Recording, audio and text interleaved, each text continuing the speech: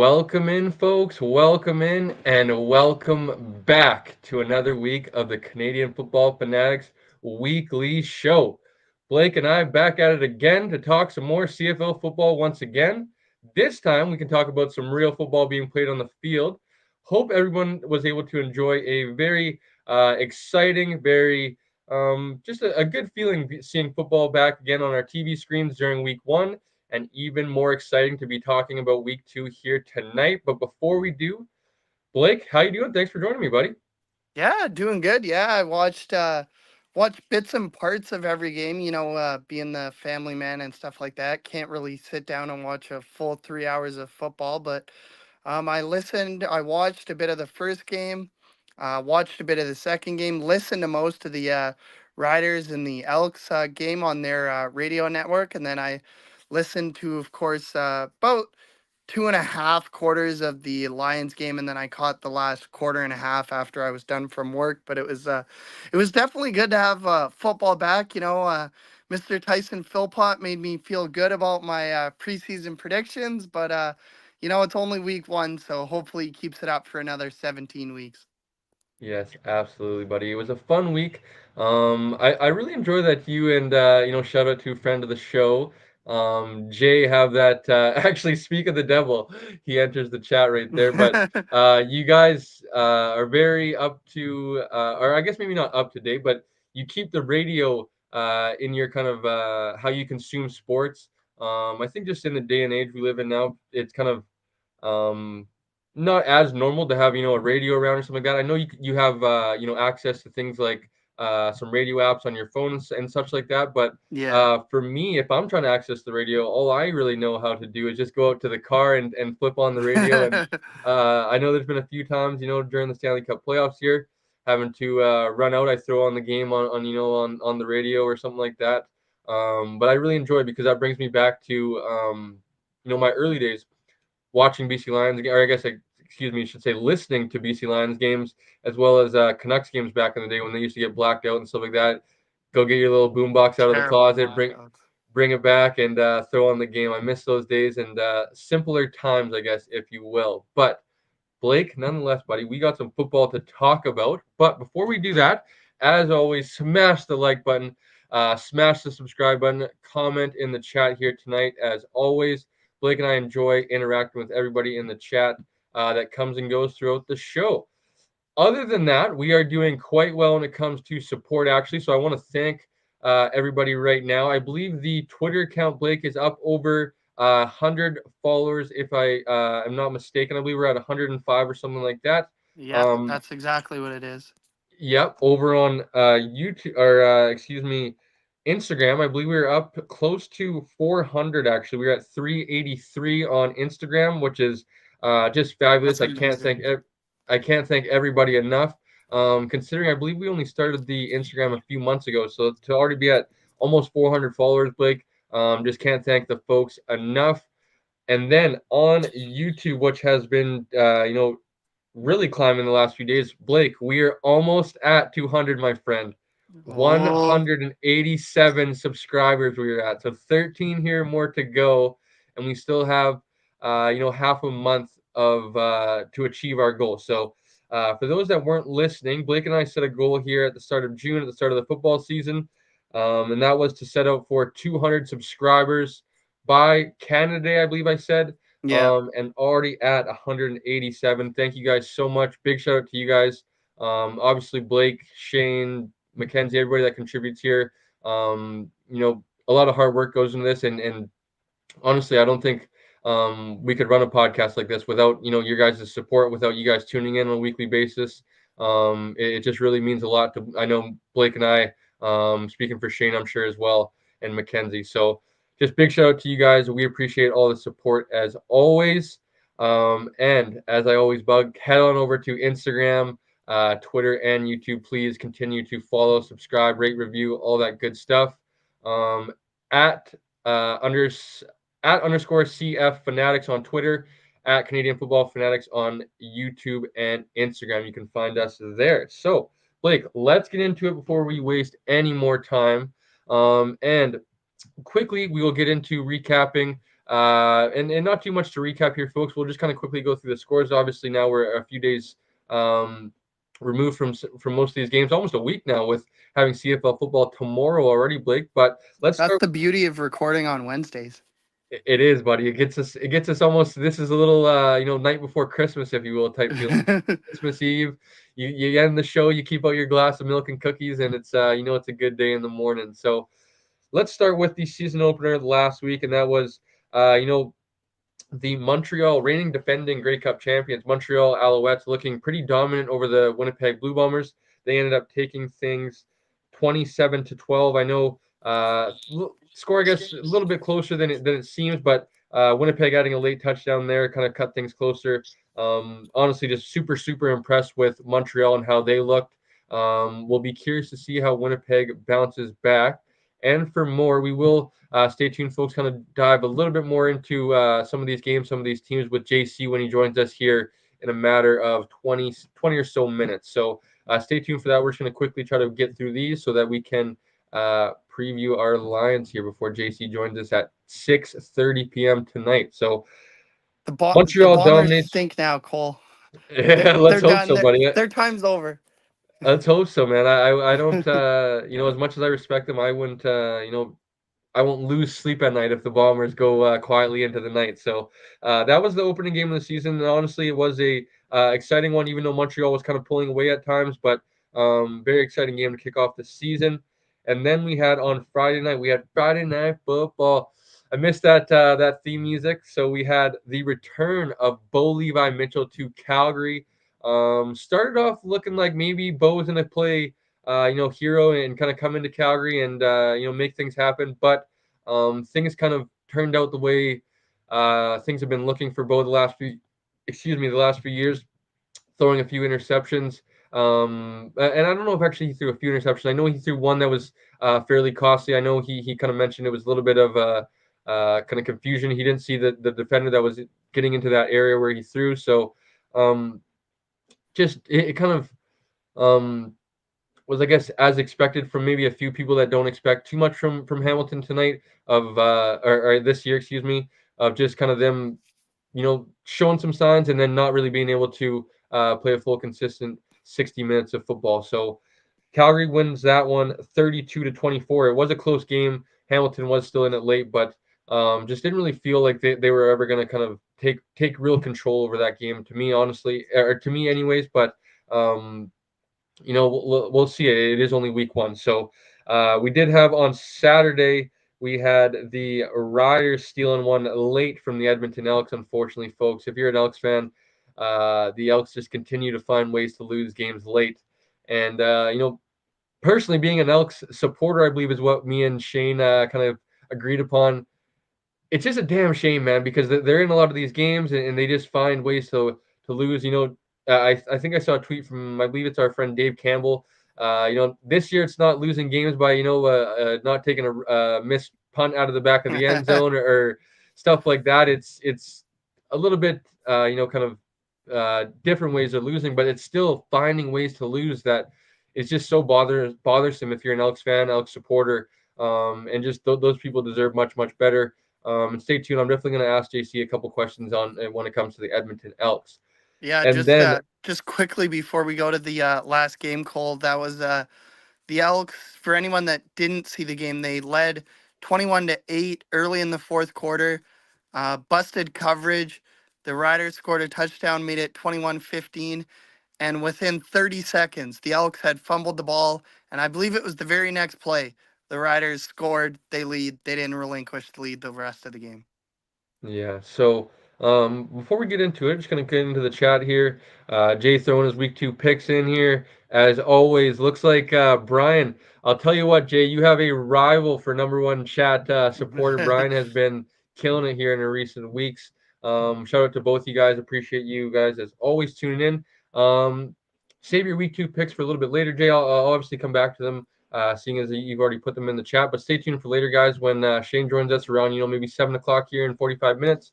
Then, we'll kind of be discussing our picks, chiming back and forth, interacting with your guys' comments as well. So, bring back up your comments here at the end of the show in about 45 minutes, and we'd love to go through them for sure. So let's get to our BC Lions now, Blake. And forgive us, folks, here for about, maybe about 15, 20 minutes until JC joins us.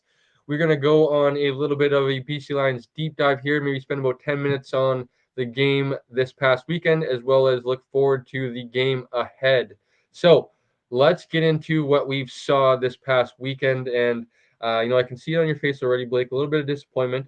And obviously, I definitely share your disappointment in how the outcome goes, but I think just it being early, still a lot of positivity, a lot of confidence in my team and our team that we will correct things and we will, ride the ship in the right direction. We'll turn things in the right direction. The BC Lions fall in the season opener to the Toronto Argonauts 35-27. Blake, I'm curious, buddy. What are your thoughts on the Lions losing their season opener?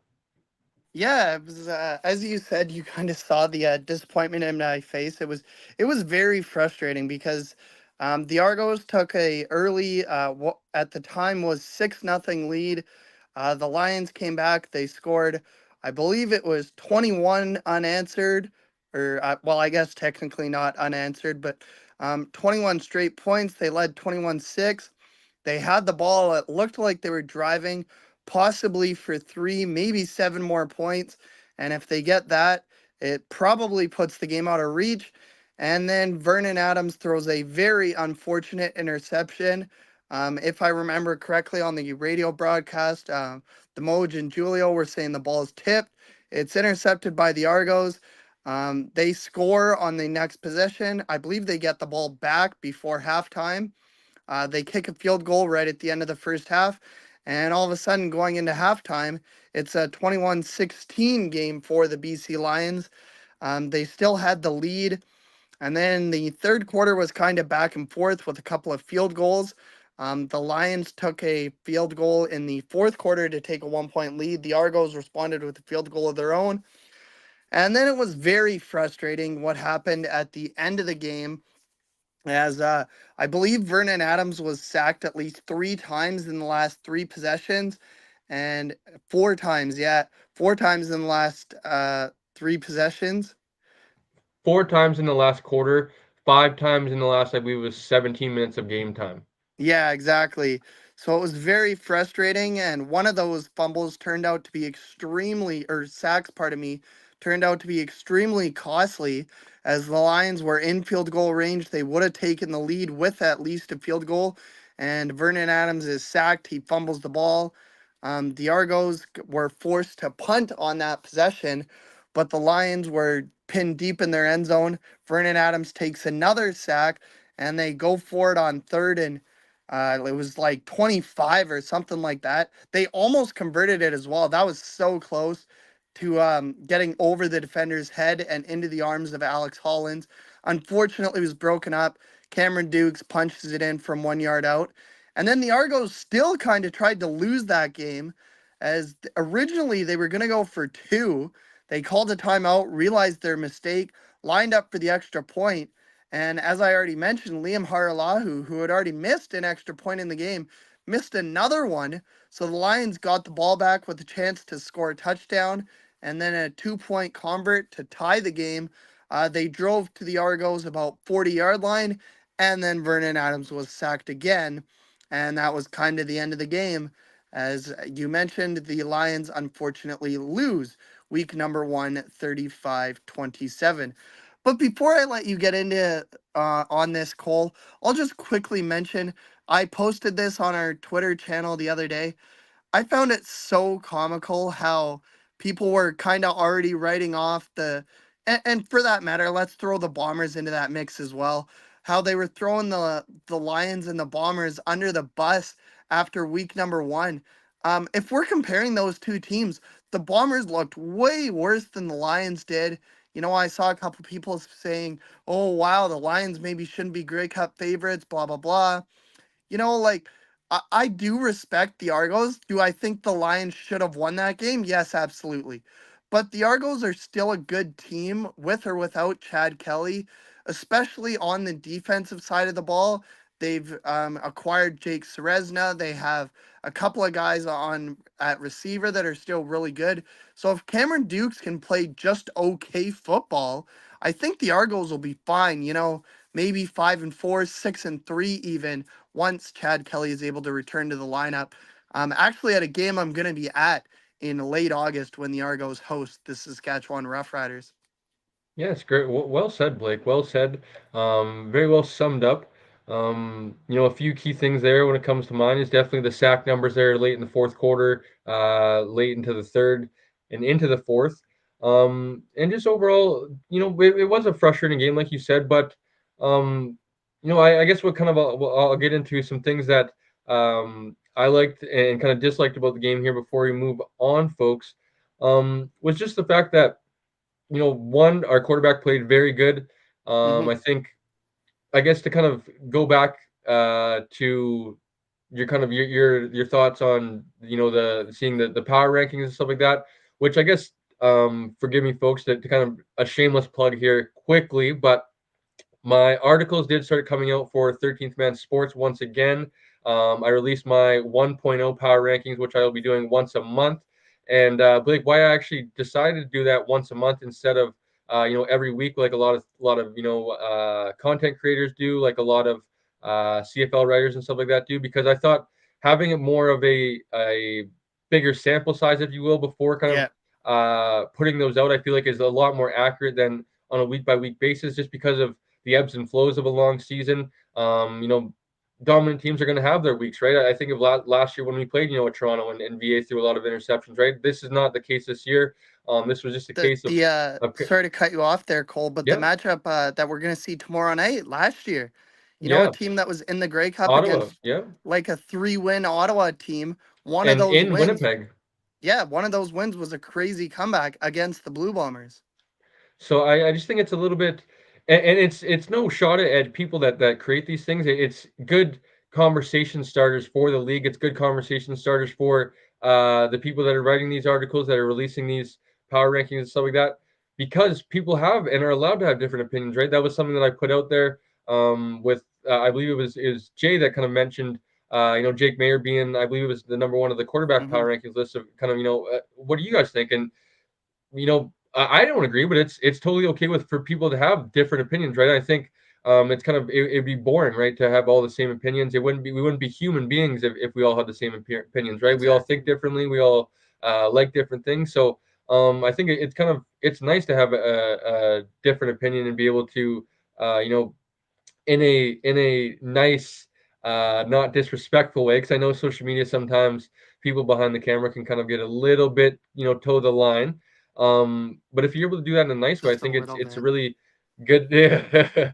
We won't bring up the negative side of social media, but um, back to power rankings.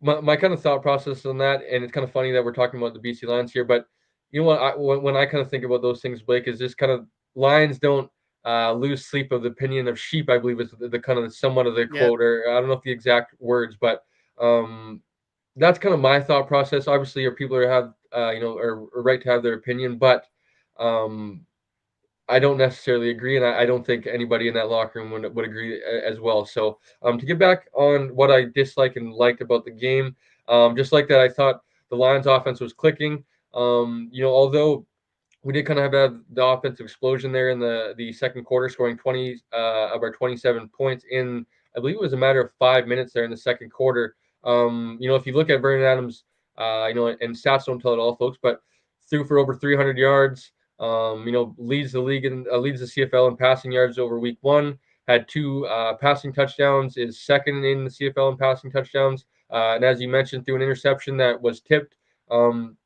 Now you can probably argue he might not have he probably shouldn't have pulled the trigger to Justin McInnes, and maybe not even should have pulled the trigger shouldn't have pulled the trigger. I would say he was maybe just a half second or two too late. He had Justin McInnes over the middle there, but by the time he let it go, I believe it was Royce Mechie, the Argos safety, kind of had already made a play on the ball, broke it up, and I think McInnes had thought Mechie was going to get a hand on the ball and kind of lost track of the ball. It hits off his face mask, goes right up in the air, and the Argos defender comes down with the interception. So, not a interception that I think you can fault at Vernon Adams. In specifically, I think that's kind of maybe a one you talk up for a team. Lack of execution, and then the fumble there. I believe it was late in the fourth quarter. He'd been kind of getting pressured all game. you definitely wonder about. I believe it was in the game. It was kind of it was made to seem like it was his throwing hand that was injured, but I believe Farhan Lalji tweeted that it was actually his left hand that had gotten Yeah. X-rays and stuff like that. So um, you wonder that maybe how much strength was still left in his hand there late in the game, right? And maybe and not to have an excuse for him, right? He needs to hold on to the ball, but um, I just think him getting pressured so much, you know, that's not solely on Vernon Adams fumbling. I know he was credited with a second fumble earlier in the game on, I believe what you mentioned, Blake, the short yarders that got stopped there before the half. But I believe it got credited as Kent Perkins recovered the fumble, and it was the yards weren't gained, and it was a turnover on downs that set up Toronto there to score a field goal. So only 2 turnovers were credited to Vernon Adams officially, if I'm not mistaken, after looking at the stats. And I don't believe that you can blame either one of them on them kind of solely. So gives me credit that I think the Lions, were right there at the end of the day. They didn't win, but I think they're gonna be fine for the rest of the season if they're able to play close to that level. And I think they have a lot more left in the tank when it comes to consistency. What scares me, I think, or what I dislike about the game would be both the offensive and defensive lines. Talking about the defensive lines, obviously, was a little bit advertised, talked about going into the offseason about wanting to get bigger, wanting to be more stout, and wanting to stop the run after, Winnipeg the last few years kind of running the ball on us in the playoffs. Teams like Calgary being able to run the ball, obviously the addition of AJ Ouellette, sorry. Um, so just curious to see how the BC Lions can course correct things from a defensive line perspective. Um, Sione Tehama looked fabulous. I will give a shout out He did. to Tehama. But that being said, First and Belgian touchdown for Thibaut Debaye. yes, I'm glad you mentioned that as well. That being said, though, to kind of play devil's advocate, and to be fair, though, it is Christian Covington's first game. Not much preseason action, not much training camp action. Right, obviously signed with the Lions there, I believe, late in April, if not early May. Yeah. So kind of getting thrown into the fire here very quickly. Still learning the CFL game, I would imagine. Um, you know, we're about to have him on here in about 10 minutes or so, and I believe TSN's Farhan Lalji said it as well. Kind of a very quiet, didn't really notice too much of Christian Covington in the game on Sunday, as well as Pete Robertson as well. I know Pete was around some uh, tackles for loss, and I believe he had maybe a batted ball or something like that.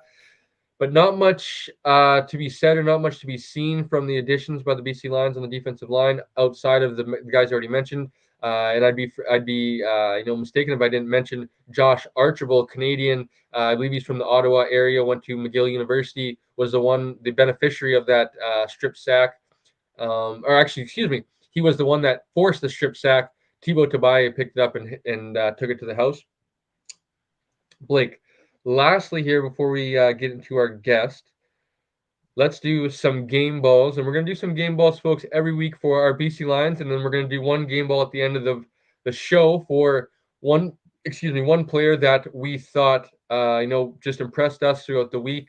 That's not a BC Lion, so it can be anybody in Blake and I's opinion. And I will Oh wait, start. wait, I'm wait. gonna So you didn't tell me that it doesn't have to be a lion. no. For this one, it's going to be a line, and then at the end of the show, we'll also do Oh, a okay, okay, okay, okay. league game ball as well. So we're double duties. We're giving 2 game balls out a week, Blake. So you keep an eye out throughout the week, folks. Even throw them in the chat here. You keep an eye out when you guys are watching the games. Blake and I will be doing a game ball, one each for the BC Lions, and then we'll be doing a game ball, one each for the other 3 games throughout the week. Just going to a player. It doesn't have to be a crazy stat game. Just a player that we liked. It could be even a defensive tackle that doesn't get a lot of shine. Maybe it's just somebody that we like personally. For whatever reason, this person gets a game ball. It could be an executive, it could be a coach, it could be anybody.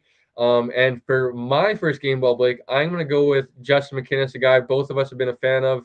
Mm-hmm. Been banging the drum of this guy for pretty much the whole offseason now, coming into this season. Of I think his trajectory is super. It's just on an upward trajectory, and his potential is very, very high. Love his size, love his speed, love his just what he's able to do. He obviously finishes 7 catches, 103 yards, and 1 touchdown in the BC Lions season opener. And I'm just super excited to see more from Justin McInnes. and I will turn it over to Blake for his BC Lions Week 1 game ball. So can I give co-game balls? Can I give two of them? Sure, you can give, yeah. Okay, so my co-game balls, maybe a bit surprising, but my first one is a guy that, if for everyone that tuned in, I'll get my words straight here. But for everyone that tuned in to when Cole and I went up to Kamloops for training camp, it was someone that we had our eye on for the training camp scrimmage. My first game ball goes to Travis Fulgham, who had his first CFL touchdown on Sunday night. He only finished with two catches for 54 yards and, of course, the touchdown. The touchdown being a 50-yarder. So his other catch was only a 4-yard. I'm guessing I didn't see it live, but I'm sure it was an out route or something like that. But funny enough, on that touchdown, and I've heard it on a few different podcasts as well as the radio broadcast while I was listening to the game. That's one of the weirdest touchdowns you'll ever see. As Fulgham, McInnes, and there was another receiver as well. I think it might have been Javon Katoy were running down the middle of the field, and all three of them were running down, and there was one Argo defenseman left to cover all three guys. Like Vernon Adams could have literally picked who he wanted to throw that ball to. He ends up throwing it to Fulgham, who walks into the end zone for the touchdown. And my second game ball, it was someone that, friend of the show, Dave Wardell. We'll see you at the game on Saturday. But he mentioned it during the game. Aiden Eberhardt, he wasn't, I believe he was only targeted once in the game, but he made that catch. And it was a 26, 29-yard catch, something like that. And it was an absolutely incredible catch. He went up between two Argos defenders, kind of snatched that ball at the high point. For anyone that is around football coaching and stuff like that, that's exactly what you're taught to do. Go up and get the football. That's exactly what he did, and it was a beauty catch. So my Week 1 Lions game balls go to Travis Fulgham and Aiden Eberhardt. I love it. All three game balls staying in the receiver room. I would imagine that's not going to happen throughout the whole regular season, folks, but maybe Blake and I are a little biased offensively and like seeing the boys score points, like seeing the boys move the football. I think, Blake, that's enough. I think we've had a few days, honestly, too, to forget about things on how things went on Sunday, but I will say that's officially enough talking about our Week 1 loss, and let's move forward to our season opener from now on. So last time I'm going to say it, the BC Lions lose their season opener by 8 points, 35-27 to the Toronto Argonauts. One hat tip to the Toronto Argonauts and quarterback Cameron Dukes because very impressive and just excited to see what the Argonauts can do for the first 9 games of the year. And if they're able to, if Cam Dukes is able to look what he did like on Sunday, I'm going to be very interested to see what some decision making is going to be needed to make in Toronto. So let's move forward, Blake. Let's get to the season opener. And folks, as promised, JC Abbott from 3DownNation will be joining us here in a matter of minutes. Changed start time to 6:35, so a few minutes just push things back. But we have big Saturday plans if you're in the BC area. I hope you guys are coming on down.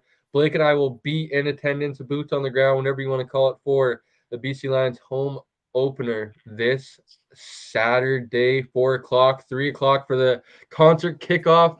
It is going to be a lot of fun. Looking forward to seeing everybody there. As I mentioned on last week's show, if anybody's there, seeing Blake, recognizing our ugly mugs, come up, say hi to us. Come up, ask us how we're feeling. Take a picture for Twitter, whatever you guys want to do. Come up to us. We're definitely interested in meeting up with people, and I know the Lions have a big, fun tailgate plan for getting ready for the game. So things should be a lot of fun here on Saturday. Blake, we will discuss things. We're going to kind of change things up on the fly here, as always. Kind of talking a little bit more, or talking a little bit longer than expected. Gonna do a little bit more of a deep dive on the Lions season opener after we have JC Abbott. We're gonna have JC on at 6:35, so in a couple minutes here, and we'll talk about the Lions. We're gonna talk about a few teams in the CFL and then get JC out of here. I know he's a busy guy, covering, writing articles, all the good stuff that he does for 3Down Nation.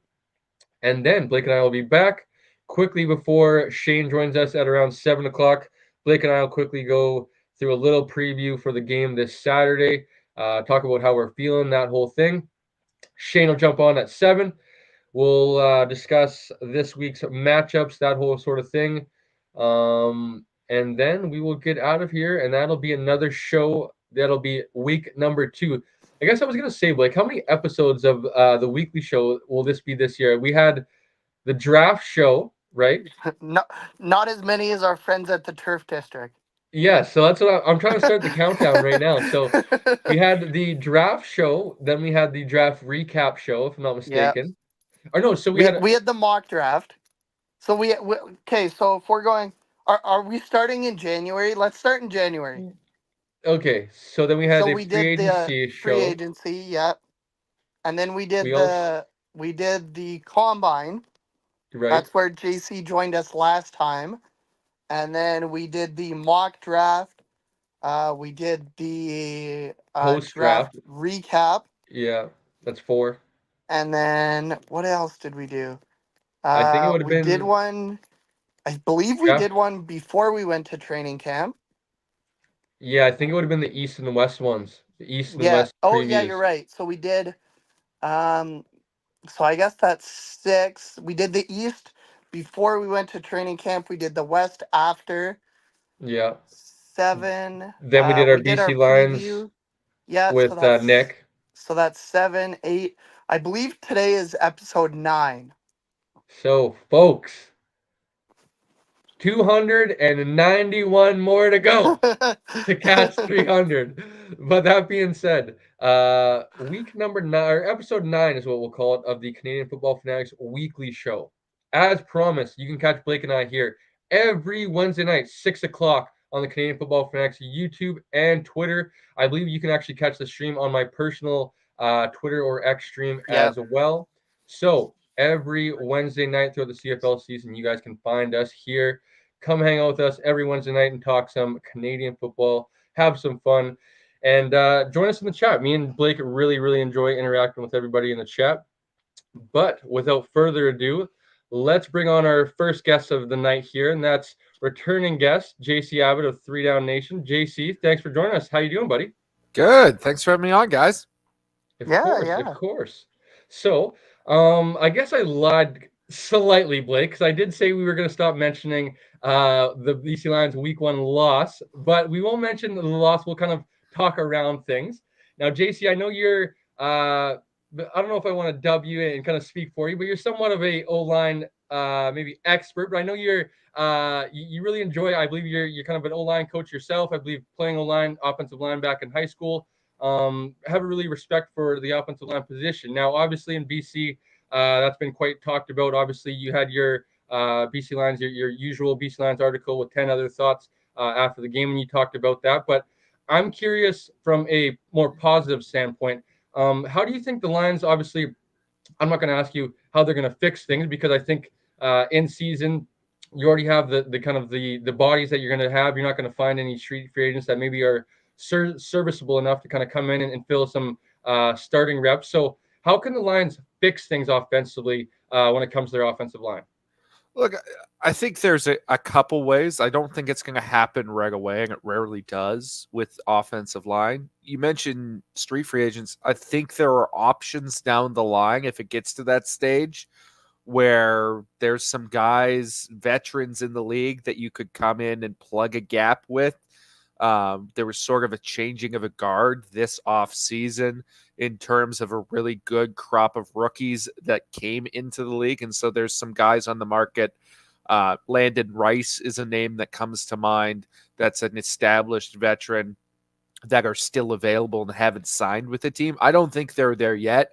And financially with the cap, it could take a couple of significant injuries, guys going on the 6th game, before anything like that would be feasible. For right now, I think, to me, the David Neville experiment is is over. It has to be. I don't think they'll move on from him this week. Unfortunately, Rick Campbell has shown the tendency to give guys multiple opportunities, but I've never been a believer in Neville dating back to his draft year coming out of Nebraska. I was skeptical on him as a prospect. That's why he ultimately fell to the third round to the BC Lions. I've been skeptical of him whenever he's come in for the Lions. And I know they wanted a size upgrade last year. That's why he ultimately took that role from Andrew Pearson. But he's just not mobile enough. He doesn't bend well enough as a guard. He struggles when he's facing athletic pass rushers, guys that can get on his edges and get upfield and threaten the quarterback. To me, that becomes a real problem for this team, and we saw it against Toronto.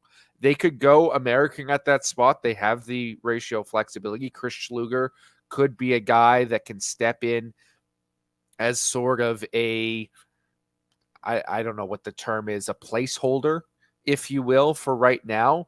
But if that was going to be the solution, you'd think he would have won the job out of training camp because it was an open competition between him and Neville. Maybe they go to Schluger and they see what he's got.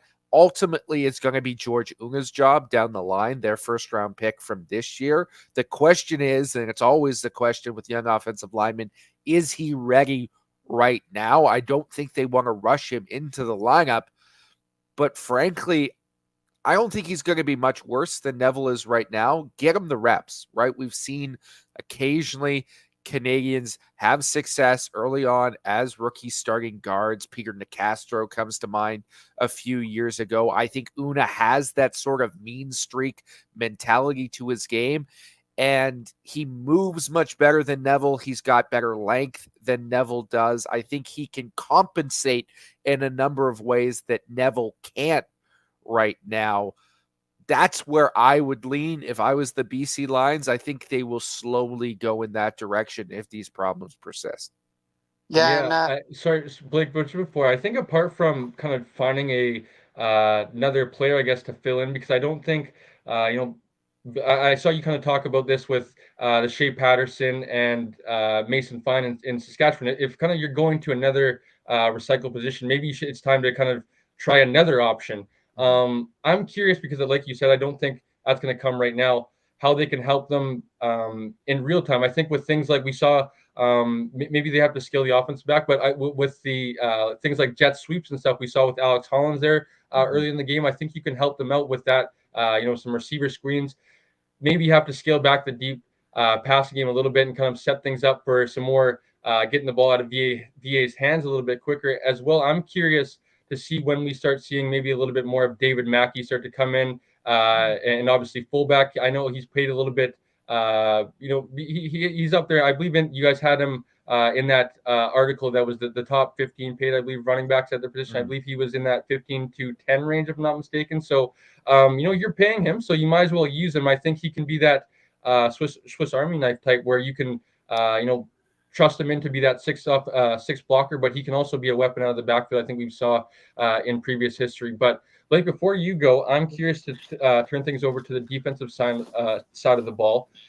Do you think this is kind of a tricky thing because obviously it's only it's a 1 game sample size, so it's wait and see type thing for a lot of this, but is this maybe a sign of maybe what's to come, or a sign of what we should have expected from the BC Lions, considering they attempted to try to fix their run defense in a little bit, or in some ways this offseason, getting a little bit bigger, obviously trying to get a little bit younger with sliding Bo out and bringing in Josh Woods to be alongside Ben.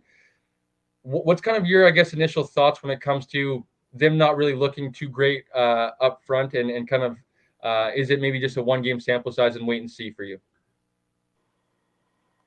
Yeah, on that defensive side of the ball, I think it's a little bit of a miscalculation, if you will, because they've had the right mentality in my mind the last couple of years of building a team that can attack through the air and can defend the pass and can get after the passer with a guy like Matthew Betts on the edge. And unfortunately, it hasn't worked out in the playoffs. And there's this idea that you've got to play a different mold of football come playoff time to beat the Winnipeg Blue Bombers. And there may be some truth to that, but when you change that philosophy overall, it's not going to be as effective in the regular season. So you saw the Lions go a little bit bigger on their defensive line and not worry so much about adding edge rushers with Matthew Betts leaving, focusing on the addition of a guy like Christian Covington, who can come in as an NFL veteran and say, okay, this is going to plug up those problems in the middle of our run defense and we'll be better overall as a result.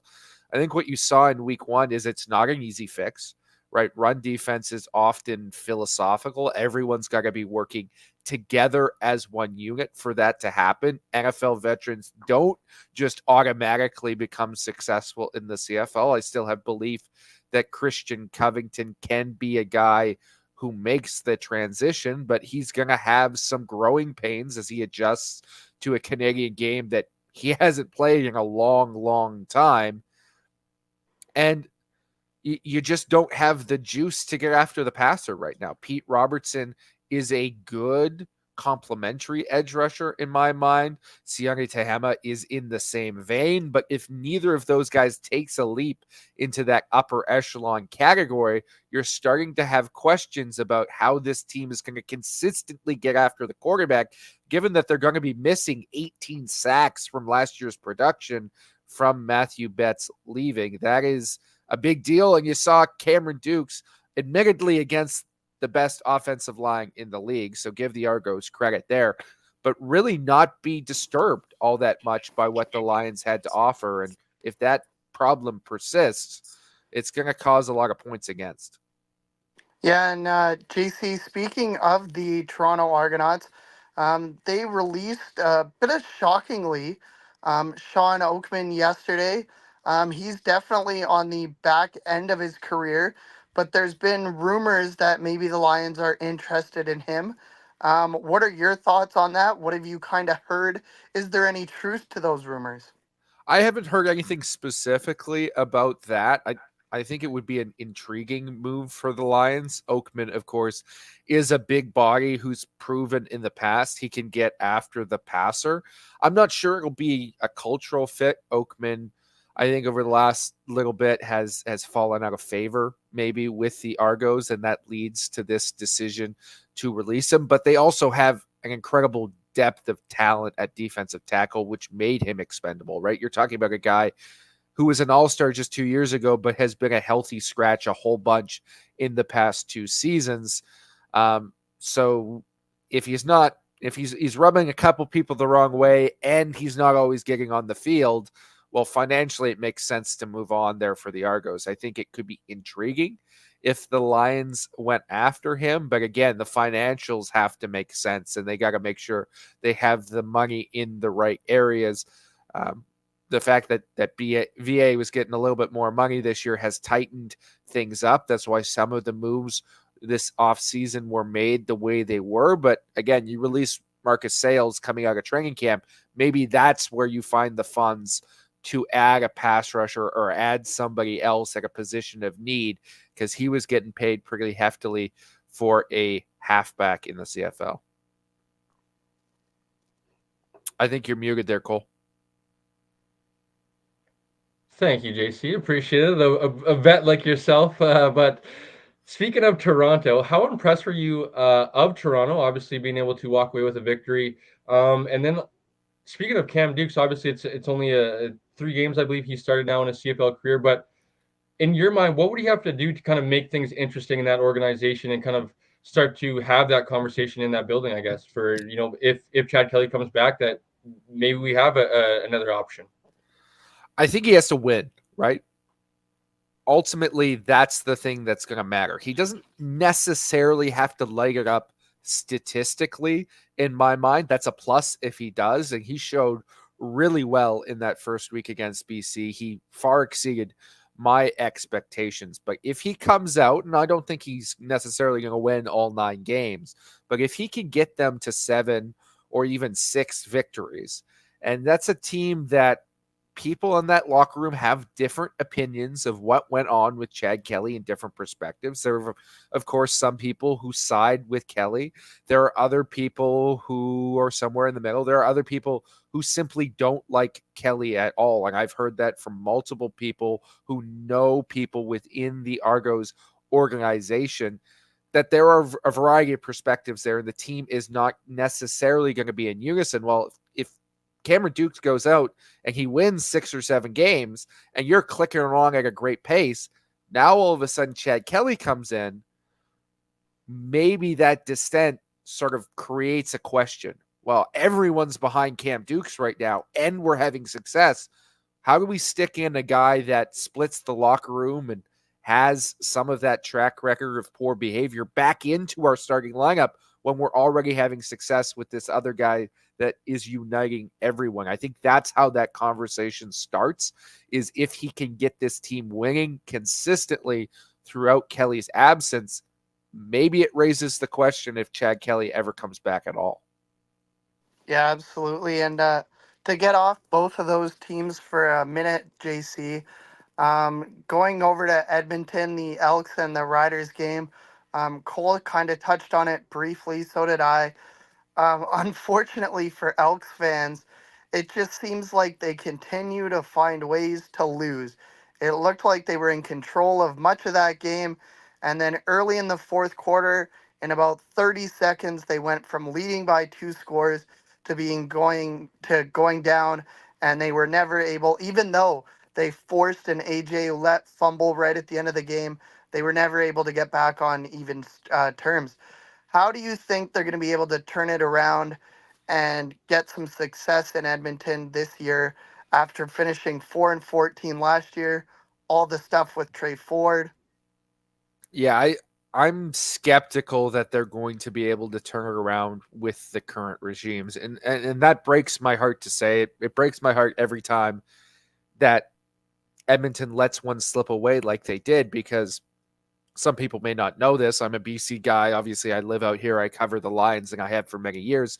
But my family's from Edmonton. That's where I was born. So I grew up in a green and gold household, right, where the Edmonton franchise was the be-all, end-all of excellence. That's who I cheered for as a kid before I started covering the CFL. So my family members are still very much invested emotionally in what's happening with this franchise, and it's just hard to see how far it's fallen. I think with Chris Jones in that building, the time has come, right? And if he can't get some victories here, they have a bye week in week 5, and if they're 1-3 or 0-4 by that bye week, I don't think he survives. I think that's the natural severing point, and that might be what it takes for this team to get back on track next season. Their offense is improved. I like the moves they made there. McLeod Bethel Thompson has stabilized things a little bit. As much as I love Trey Ford, he's still not polished as a quarterback, and I think there's some validity to that argument that you can sit a year behind Macbeth, watch how a professional does it, start to learn how to be that pocket passer and rein in some of your scrambling ability so it becomes a plus and not the entirety of your game. But defensively, the unit that Chris Jones is supposed to be an expert of, I saw nothing in that first week that would suggest to me that they're ready to take a huge jump. They were better against the run, but against the pass, I didn't see a ton in terms of the pass rush. That defensive line is still really young and inexperienced, and they've got a lot of inexperience in their secondary yet again for another year. So defending the run only gets you so far in the CFL, as we just mentioned, in terms of the Lions' philosophy. And if they can't get those young players producing on the pass rush side or defending the pass, they're going to have similar results to what they had last year. They may get a few more wins because of that offense, but I still don't see this as a playoff team. And I know you guys talked about it on the pod today. I believe their next few matchups are like Toronto, BC, and I believe Winnipeg again. So it's Montreal, and then Toronto, and then BC, I believe, is the 3. That's a murderer's row of opponents. That's a tough tough stretch to start the season for sure. So, to I guess get back into tomorrow's matchup and a few thoughts from you, JC, about Winnipeg and Ottawa. We'll start with Ottawa because we haven't seen them. I'm curious, just maybe a few quick thoughts on Ottawa and what do you think their potential is this season? I think they'll be improved. Now, I'm not sure that they are going to be an upper echelon Grey Cup competitor this year, but Drew Brown makes them better, right? From what we saw in Winnipeg when he was the backup, the times that he was able to play, when he stepped in, he looks like a very good passer who can fit in a CFL offense and stabilize that franchise. Now, it's yet to be seen if he can do that with the Red Blacks, because we've talked about James Franklin in the past as the next great thing, and Nick Arbuckle and how many other guys that were supposed to be that guy. Drew Brown is in that vein. He's got to prove it with the Red Blacks, but I'm optimistic about what he is. And the nice thing is that the Red Blacks have quarterback depth behind him. If he stumbles, they're not absolutely screwed. They can go back to Jeremiah Mazzoli, or they can see if Dustin Crum has taken that next step, or even a guy like Tyree Adams, who only started for, I think it was one game last year, but looked really good before his season-ending injury. So they have some depth. They have some options if Brown stumbles. I think they've added some pieces. Dominic Rhymes in the receiving core is huge. I think Adarius Pickett on defense is another huge addition, and Bryce Carter and Lorenzo Malden coming off the edges give you a guaranteed pass rush there. So those are all positives. They're going to be in the hunt for that, I would say, final playoff spot in the East Division, that third slot in behind Montreal and Toronto. This isn't a team that I see missing the playoffs this year. I think they'll beat out Hamilton. So that's good news for Red Blacks fans. There's still just some questions on that offensive line and some inexperience that they've got to just add a few more pieces, and then they'll truly be a Grey Cup contender. Yeah, And sorry, Blake. And then just quickly with Winnipeg, I'm curious. I think some people are kind of waiting for this opportunity to try to push them, and not talking about you specifically, Blake, but are taking this opportunity to push Winnipeg off the cliff. I still, unfortunately, as a Lions fan, have a little bit more confidence in Winnipeg, and I think they're not dead by any means yet. But I think it's fair to say they did show a little bit of maybe just not getting out of the starting blocks, maybe to some starting some signs starting to show their age. I'm curious, what are your confidence in Winnipeg still? Obviously, we got the news that they'll be without Lawler for 6. He's on the 6 games. Not too sure how long Brady's out, but he's definitely going to miss tomorrow. So what's your confidence level in Winnipeg still?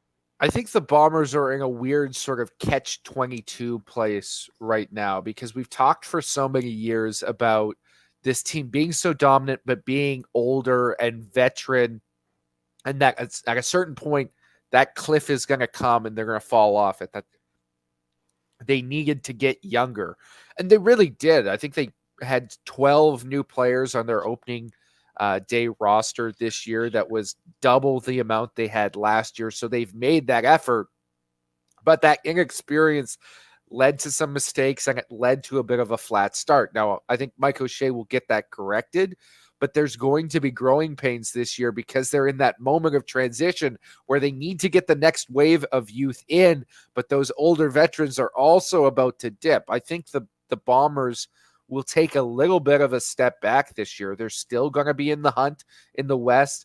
They'll still be in contention for the Grey Cup, but I don't think they're going to be that dominant 14-win type of team this season, at least not if they're anything close to what they were in week 1. That was uncharacteristic, but I think there are some cracks there in terms of the young players, guys maybe not being in the right spot to succeed right yet. Like Myron Mitchell, as the returner, for an example, has never returned, and I don't think did very well in week 1. That's not necessarily a knock on him. I think he was put in an unfortunate position because the guy they wanted there, Chris Smith, got hurt in the final preseason game, but they're still trying to figure out where these guys slot in and where these young players are going to play and where they're going to excel.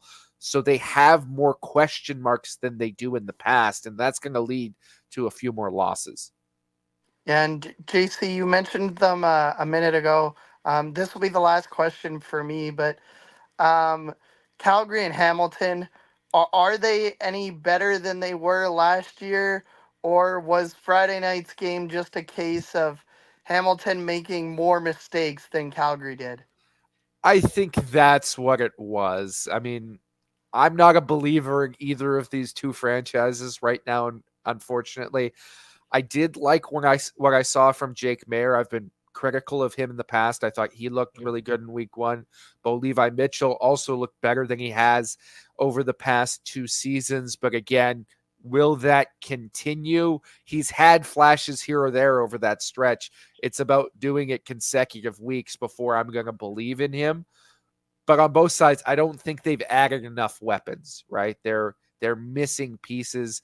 That Hamilton receiving core is very young. I know they're high on those guys, but those drops in week one were a concern, and they don't, there were a team that needed to add weapons and then said their big move of the offseason was re-signing Tim White. So they didn't add any pieces there. They didn't bring in a big name target to try and help Bo Levi Mitchell. And they've got 2 rookie tackles in there right now, Brendan Bardner and Quinton Barrow, which against a little bit more of a ferocious pass rush than Calgary, I think will lead to some problems early on in the season until Jordan Murray and Joel Figueroa can get back. So there are concerns there. And the Stampeders, I just haven't seen enough from them in terms of their ability to get back from that 6-win season. They're basically the same team again.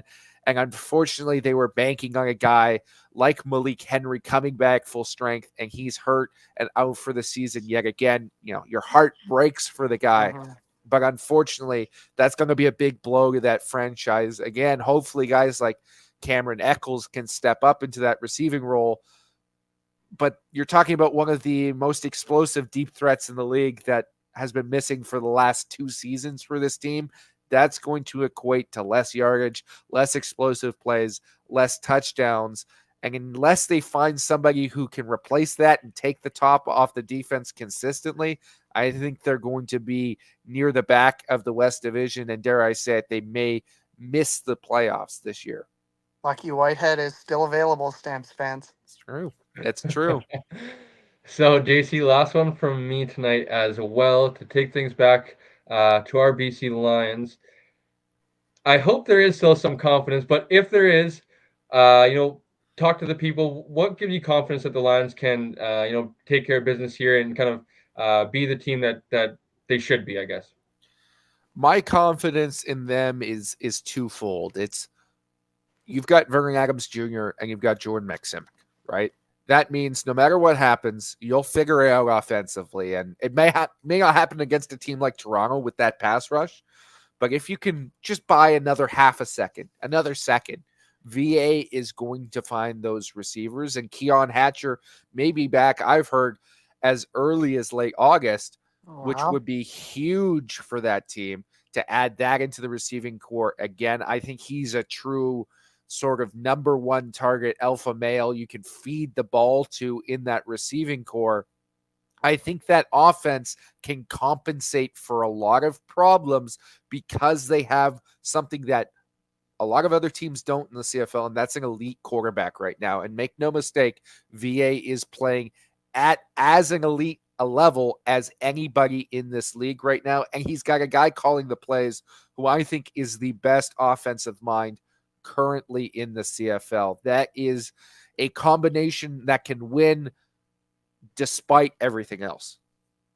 Awesome. Yeah, there's JC, sorry, just very quickly, JC. I know you got to get out of here, but you mentioned maybe late August the Lions have a home and home with Ottawa at the end of August, with one of those games being Touchdown Pacific.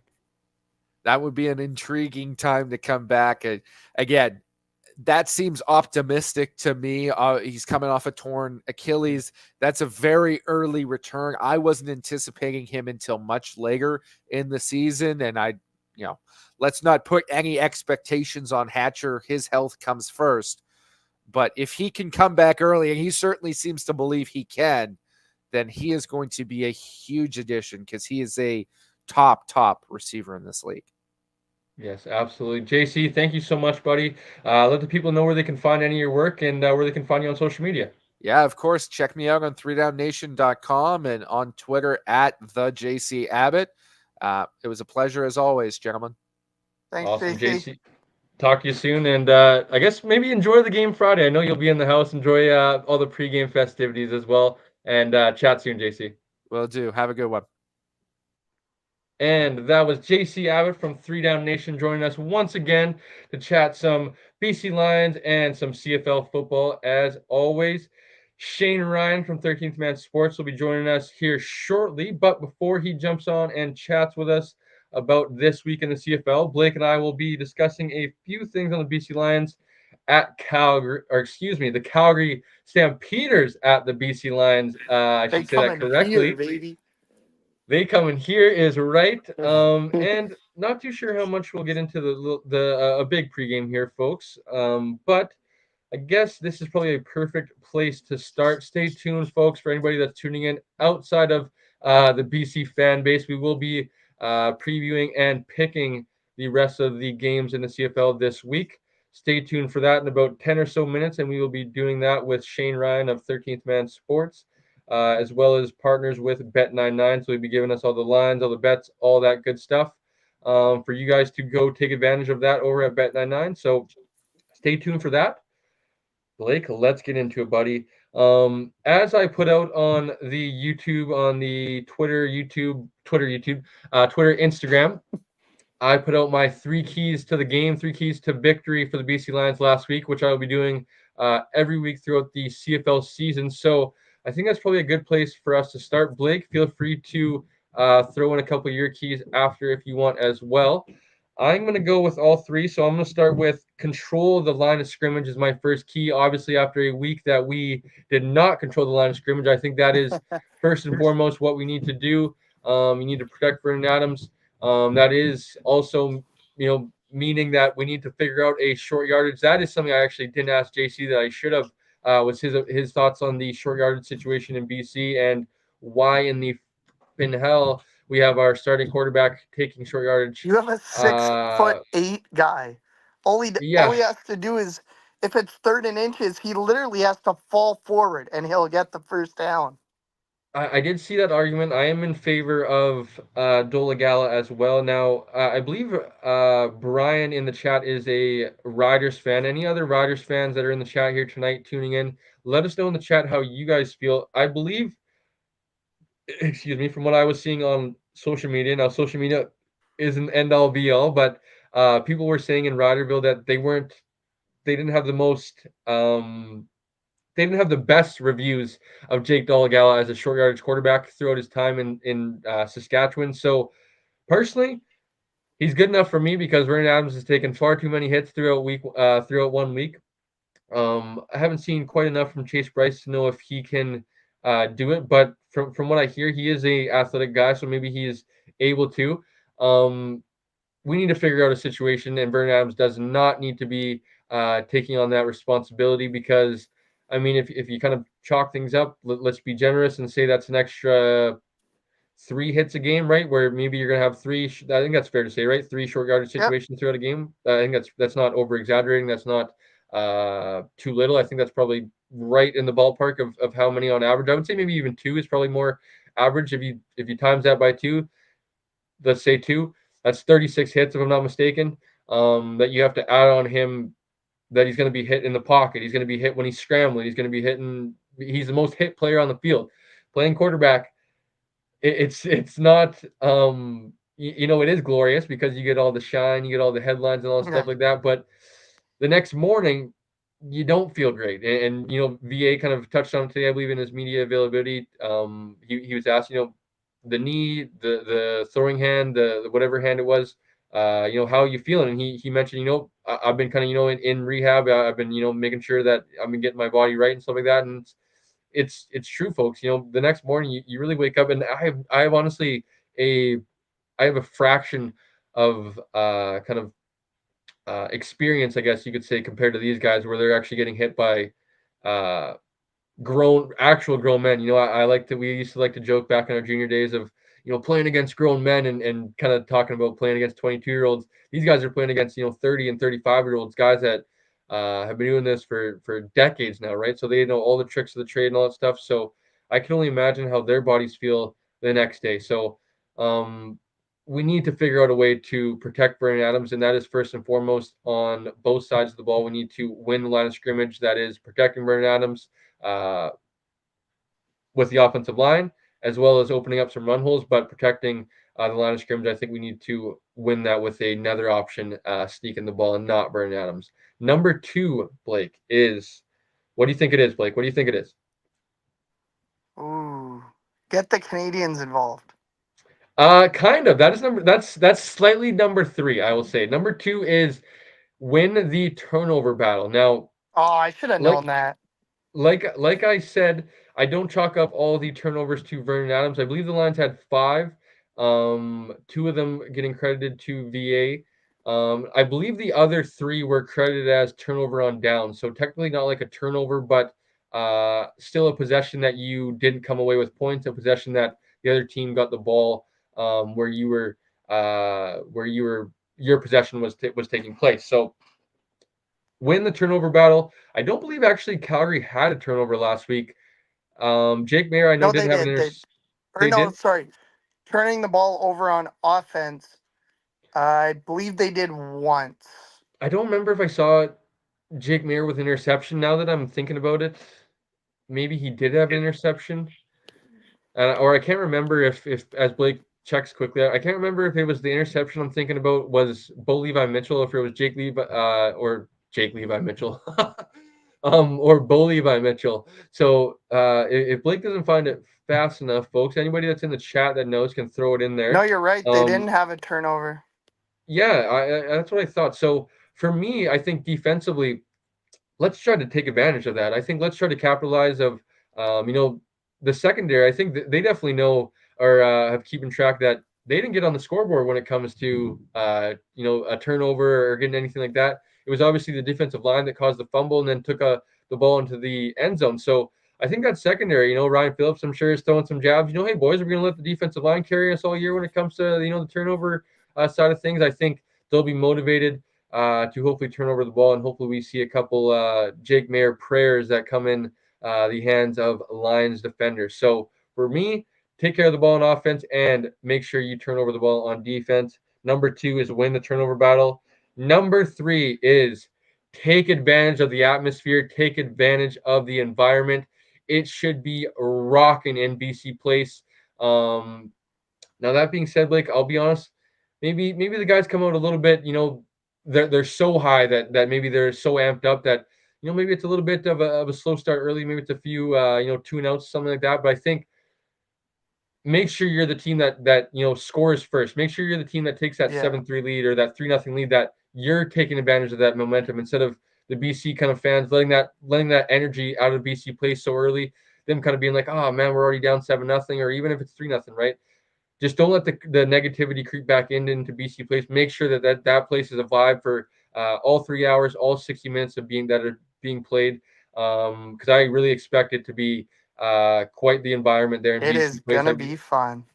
I believe I don't know his name actually, which I should. The reporter that is at Surrey, maybe a majority of the time, and I don't know him by name. I know him by voice, but he mentioned that from what he's been told, not a complete sellout as of yet, but I believe he said 51,000 is the numbers that he's being told as of right now. Matt, so our buddy from Canada West TV, Matt Young, tweets that out quite often, the numbers on stuff like this. And he was saying, I believe this morning, there was about 900 tickets left, and that was only because the Lions opened up a couple more in the end zone. And so under 1,000 left. What's the sellout? Is it 54,000? 54.7 something, I believe. So that means they're probably about 53.7 or something like that, around there, folks. So getting close to 54,000 people. I cannot wait. Not too sure. I can't speak for yourself, Blake, but I've never been in a building with that many people. I think of being in Rogers Arena for Game 1 of the Stanley Cup Finals this past spring. believe they sell out at 33,000. That's probably the most electric atmosphere I've been in when it comes to buildings. Not taking in the NFL game yet. Yeah, I can't think of anything else. Yeah, I've So been to a couple Seahawks games. Those are loud. yeah, so I'm curious. I guess you'll be able to compare very nicely. I don't think we're going to be able to compare as loud for the whole time, but I think at moments it's going to be very rocking in there when it comes to maybe opening kickoff, first touchdown for the Lions. I think it's going to be absolute bananas in that place. I didn't know this about Jay. That's crazy. He said I've been to Super Bowl 44. That's crazy, Jay. And sick little Super uh, Bowl. Flexing on check us. off the Flexing fan on bucket. us. check off the fan bucket list. I know I'm checking off my Grey Cup experience, my Grey Cup game. I'm checking that off the bucket list for the first time this year. You're gonna check off your NFL game this year too. Have faith. I am. I have faith as well. So before we get into the Lions game a little bit more, let's bring in our man Shane Ryan if he's ready to talk about the rest of the week in the CFL. Preview and picks is what I guess we'll call it here for the segment with Shane every week. Shane, buddy, getting off work. Thanks for joining us. How you doing? Not bad. Apologize for the late arrival. Thought I had everything planned, and it did not go according to plan. So, unfortunately, I'm on my way home now, but I'm excited to talk CFL football. It's all good. No worries. Yeah, no worries. JC stayed a little bit longer, so it was all good. We were just chatting some lines, as I'm sure you were hearing. But as an Ottawa fan, I'm sure you don't want to talk about the BC Lions. You want to talk all things Ottawa Red Blacks. So let's get into it. Let's start with that matchup first and foremost. And Blake and I were talking about it yesterday, a little bit earlier in the show. Kind of nice thing about doing the show on Wednesday nights, you get off the show and then you go to sleep, you wake up, and CFL football is back that day. So your Ottawa Red Blacks obviously had the week off. Getting to see them play for the first time, I guess. What are your initial thoughts, Shane? Yeah, so I just want to start off and say, I went 1-3 last week. That's okay. My one win, unfortunately, was the Argos beating the Lions. Would have went 2 for 2 if Edmonton didn't just choke away the game in the fourth quarter. But that's besides the point. So I apologize, my friends, that my prediction that the Argos would beat the Lions came true. That was a great game to watch, though. It was. So, Shane, to be honest, I guess we should all apologize. We were talking about it before we went live. We have a combined record I believe it's a combined record of 2-9 altogether, if I'm not mistaken. Me and you went 1-3 together. I have my victory actually from the Calgary Stampeders, thankfully, and Blake unfortunately went 0 on the first weekend. So apologies from all three of us, folks. Hopefully you're not losing too much money, because I know personally I'm a stingy bettor. I put in $20 a week. That's all I kind of mess around with, dabble with. You bet your limit, right? Know your limit, play within it. That's the motto we go by. Exactly. Me personally, I'm $25. I'm $25 a week, or $10. So I can deposit $10 twice, or $5 once, or I can deposit 25 for the week, and that is my weekly limit. If I lose it, I lose it. If I win, I don't touch it until the next week, and I use that as my limit. That's smart. That's responsible as well. Blake, you have a know your limit, play within it as well, or you just I just go. It's like whatever. Honestly, I don't bet enough to have a limit. It's maybe once a month. Fair enough. That's knowing your limit. The tools are in the app. If you download the Bet99 app, the tools are in there. You can set your limits. So if you're like myself, who can kind of get carried away sometimes and kind of hyper focus on betting and bet multiple times a day because I'm making money and I'm like, oh man, this is feeling good. Give me that dopamine rush. That's when I set my limits. I'm like, nope. If I win, I win. That's great. I don't want to lose it again. So that's why I set my limits. So just reminded everyone out there, know your limit, play within it, gamble safely. Gamble safely. Well said. Ryan says the Shane public transit aura is back. So 100%. Shane, let's get into it, buddy. Your Ottawa Red Blacks kicking off week 2 in the CFL. How excited are you to finally see officially in the regular season the Drew Brown era begin? I'm excited. I mean, I'm going to be down there for the game. You'll be able to catch my thoughts on the game and whatnot on 13th Fan tomorrow morning or Friday morning. I'll be down there watching the game, get to enjoy all that fun stuff. I'm excited to see Drew Brown, but more importantly, and like this takes away from a lot from Drew Brown, at least for me, as like a key to the game, and you can catch my key to the game tomorrow on TikTok, on Twitter. I'm kind of stealing, well, not really stealing because I'm going to do it anyways this year, but you did it first because, BC played first, so it makes sense. But I will be doing keys to the game for the Red Blacks on top of like depth chart notes. But Devontae Dedmon is RB2. And if you haven't heard of Devontae Dedmon, excellent returner. Brought one back in the preseason. Almost brought back 2 in the preseason, actually. One was brought back for an illegal block, which annoying. But he's listed as RB2. If you watch Hamilton, Tommy Condell's offense, they like to get the receivers the ball any way they can. So, personally, I'm more intrigued by that than I am by Drew Brown or anything else, to be honest. Good points. Good points. So I'm curious. First time you're seeing your team, Winnipeg's a little bit. I feel like vulnerable right now. Obviously, Kenny Lawler's out, Brady Oliveira's out, coming off a disappointing Week 1 loss, and to be honest, right, for a good majority of that game, they got dominated in a good sense by Montreal, right? I think Montreal kind of had a good handle on a majority of that game. I'm curious, what are you kind of, maybe not your confidence level, but I'm sure being an Ottawa Red Blacks fan, you're kind of excited for this opportunity to take a wounded Blue Bombers team and kind of have them come into Ottawa, all the excitement that's been building in the offseason and take advantage of them. What's your confidence level that they can actually take advantage of this opportunity and have a win at home tomorrow? I mean, you don't go to 4 Grey Cups without the next man mentality. Sure, they don't have Lawler, they don't have Oliveira. They got Big Hill back, which is going to be huge for their defense.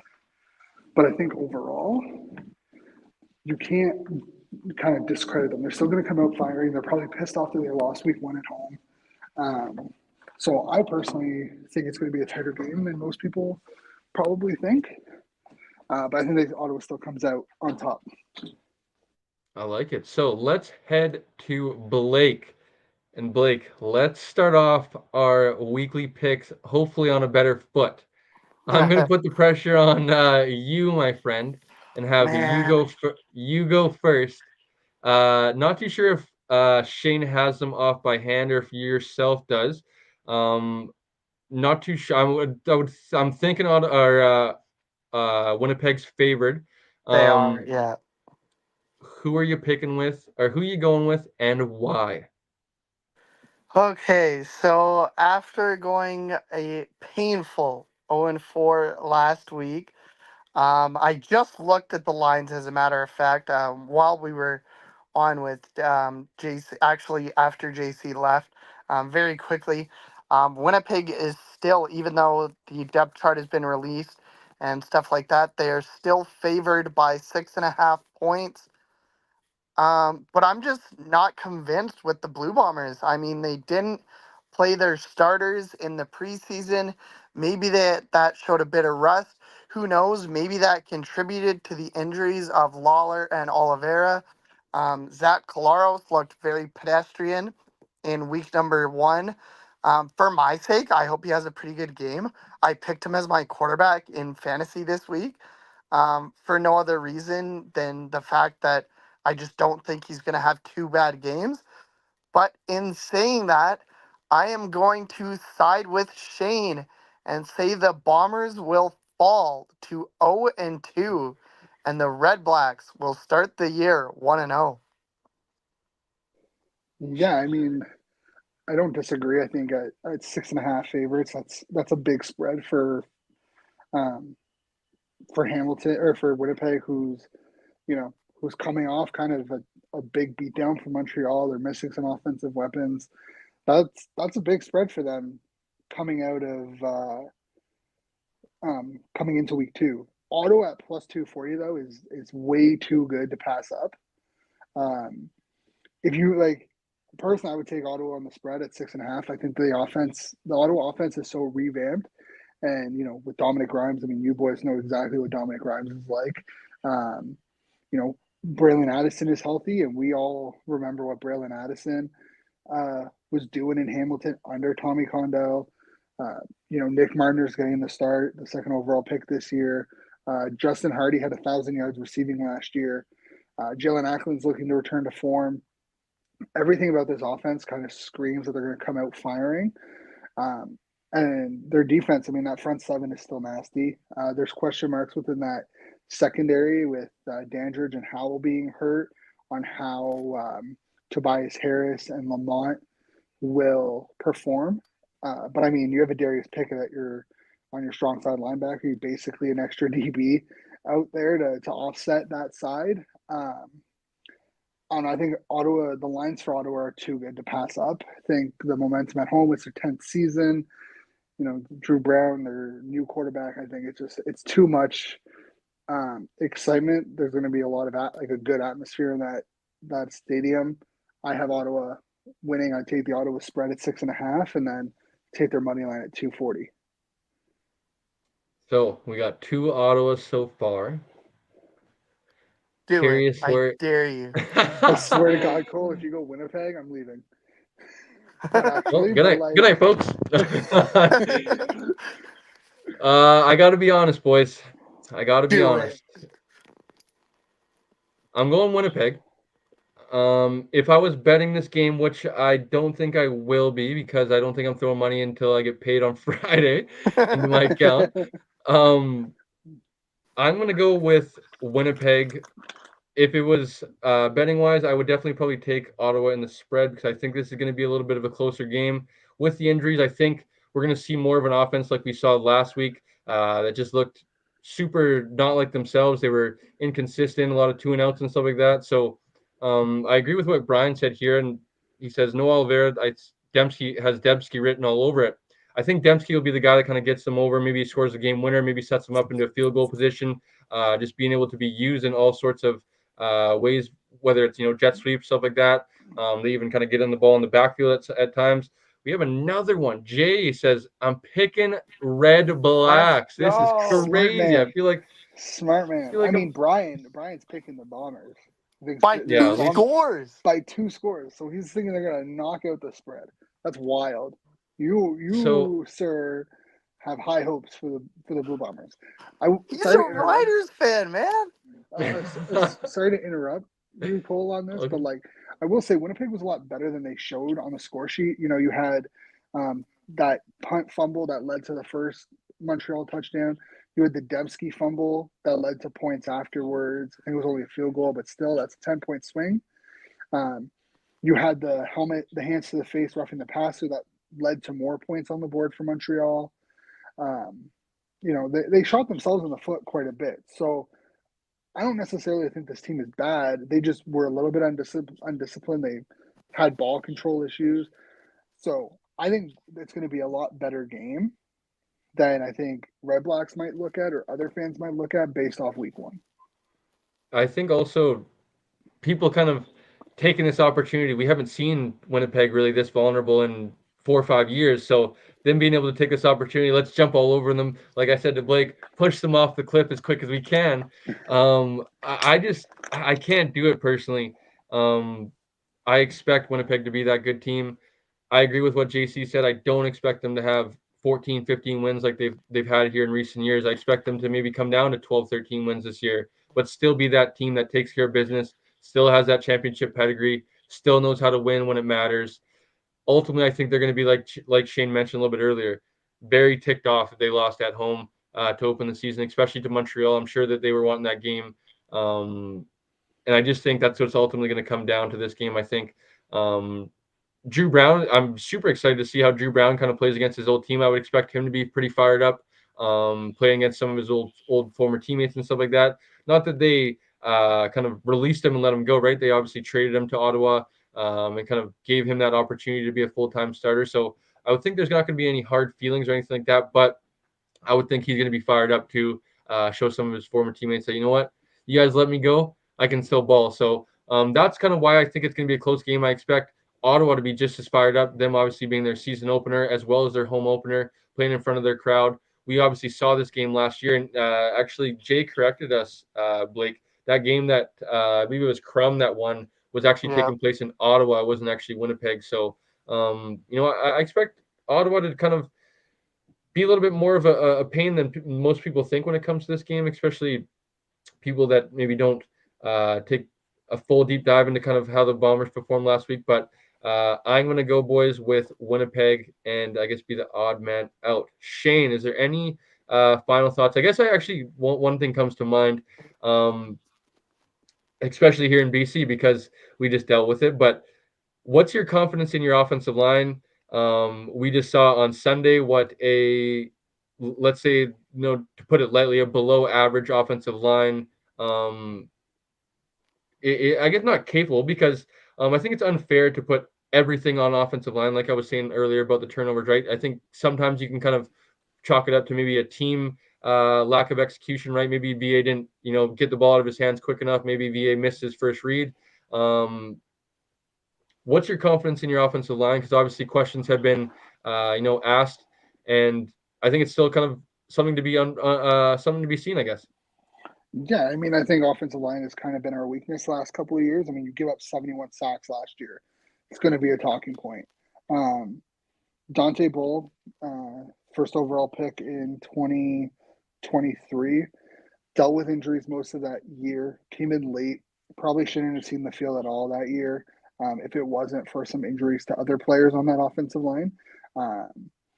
So he starts at right tackle. You have Dino Boyd at left tackle, and then you have Desjardins, Hogan, Sandon, and Darius Bladdock, the former Argonaut who signed in the offseason, at your right guard. I think they're going to be fine. I'm interested to see how they shelter, to a certain extent, Bull,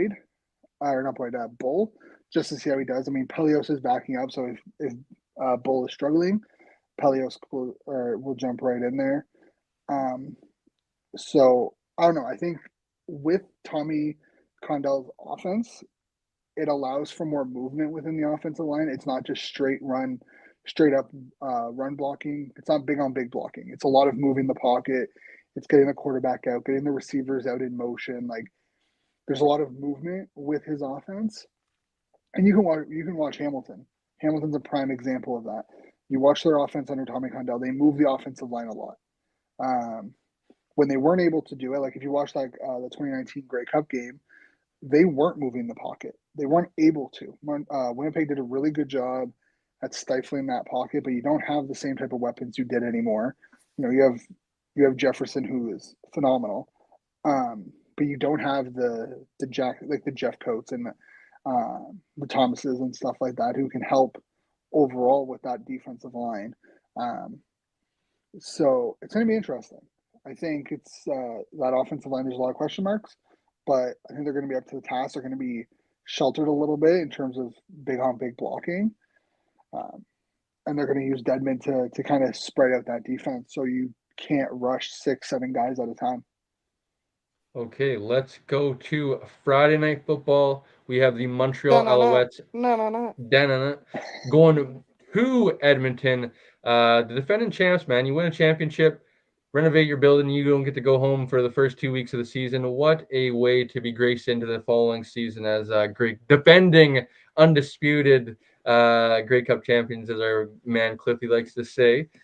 But honestly, I don't have much to say, guys. As high as I am on Edmonton, as hopeful as I am, a proud Edmonton supporter that I am, I just don't see a way that they're able to course correct this quickly versus Montreal. I'm going to personally go with Montreal, still holding out hope that Edmonton's able to hopefully live up to the expectations that I have for them. But after seeing them in week one, man, I just can't help but just feel like the Elks just keep on elking. They just find ways to lose games. They find ways to step on their toe, trip over themselves, and not cross the finish line and get things done. I used to kind of not blindly, but I used to just try to put my faith in Edmonton and pick them, and just hopefully that was gonna be enough to get me over. And I've just had enough of. Cole picked us. We're gonna win. Let's go. I've had enough of being wrong, I guess, and I'm gonna go with Montreal. I think they looked super impressive last week, and I just don't expect Edmonton to answer the bell. I'll go with Shane, I guess, first. Yeah, I mean, I'm with you. I have Montreal on this, and like, this isn't a great betting game. The spread's 5.5. Montreal's minus 245. Edmonton's plus 200. The over under is 47.5. I'm not a fan of the spread, or not a fan of the over under. I think that one's kind of one you stay away from. That defensive line, that defensive front of Edmonton is going to be a problem. It's a problem against Sask to a certain degree. I think it's going to be a problem with Fajardo. But I think you're starting to see the same problems you saw in Toronto with Bethel Thompson. He makes the safe play, which doesn't necessarily mean you're going to win the game. And like there was play calling issues. I think there were some questionable play calls, but there was also some questionable decisions by Bethel Thompson, who, didn't push the ball downfield, didn't go for those extra yards to get those first downs. They gave back possession. I know there was a fumble. I think there was a fumble on an offensive play. He passed that to his receiver. He lost it. Like the same thing with Dembski in Winnipeg. If they can, minimize that and get into an early lead, because I mean they have the weapons. They looked really good for the first 3 quarters of the game, and they got outscored by like 21-3 in the fourth quarter. I like Winnipeg. I like Montreal. I like Montreal. I like where Edmonton's going. I think they might be a week or two away from getting that win. After seeing their issues against Saskatchewan on their schedule going forward, might be about week 4 or week 5 that they get their win. I have Montreal on this. I'm hitting the spread on Montreal's defense at 5.5. That's too good to pass up. Or Blake. Yeah, just to be different, I want to go with the Elks, but you already said it, Cole. Like the Elks are gonna elk, and it hurts me to say that. I mean, we already mentioned them earlier. Actually, for anyone which both of you do, but for anyone that follows my Twitter, I debated going to this game. Quickly spending the day in Edmonton, flying home Saturday morning, and then going to the home opener. That's not gonna happen anymore. Tentatively, I'm planning to go later in the summer, like July or whatever, but I just can't pick the Elks. Like, after losing a 2-score lead in about a minute of game time last week, I don't see them changing anytime soon. JC already mentioned it. Their bye is in week 5. Their schedule right now is Montreal, Toronto next week. Maybe that's a win. Maybe Cameron Dukes was a flash in the pan. We'll see. And then BC at the end of June. I'm going Montreal, making it a clean sweep for all 3 of us. Okay, well, let's skip Saturday. We'll talk a little bit more about that in a second. But let's go to Sunday, and let's go with Saskatchewan at Hamilton. And I'm curious. I guess let's go with Blake. I'll send it to Blake first. I was gonna go first myself, but let's hear from Blake. Who are you picking and why?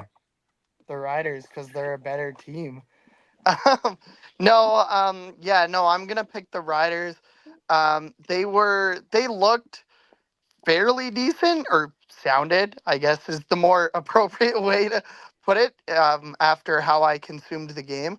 But they were the better team on Saturday. AJ Ouellette, he was kind of an outlier in that. He only had 40, I believe it was 43 yards on like 15 carries. So like a 3-yard average. He also lost a fumble very late at the game, which almost allowed the Elks to tie it. I don't think that's going to happen again. Sean Bain Jr. with his 3 touchdowns, Sam Emelis, some of those other receivers. That defense looked not too bad. Marcus Sales, does he draw into the lineup this week? We'll have to wait and see.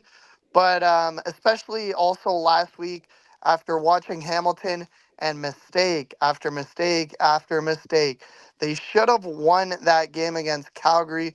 Bo Levi Mitchell played well enough for them to win, and the receivers just kept dropping passes. So after saying all that, I think it's the Riders, and I think I saw, which actually really surprised me. It's basically a pick'em, Shane, if I'm not incorrect. I'm gonna go with the Riders to easily cover the spread. I think the Riders win by 10. Shane, go ahead, Yes. buddy. So the spread is only half a point, and Hamilton's half a point favorite. If they're both minus 110, I agree with what Blake said about Hamilton last week. Bo Levi played really well. They just had mistake after mistake, drop pass. There's some costly penalties in there. James Butler looked great. Tim White looked really good. He wasn't dropping passes. But I mean, there was a lot of drop passes. It wasn't just a Tim White issue, so I'm not going to just pin that on him. He had some explosive plays, but yes, he was also part of the dropping passing problem. But Bo Levi looked like, Bo Levi of old. He was hitting some really good throws. He was hitting his receivers in stride. He was reading the pocket really well. He was mobile.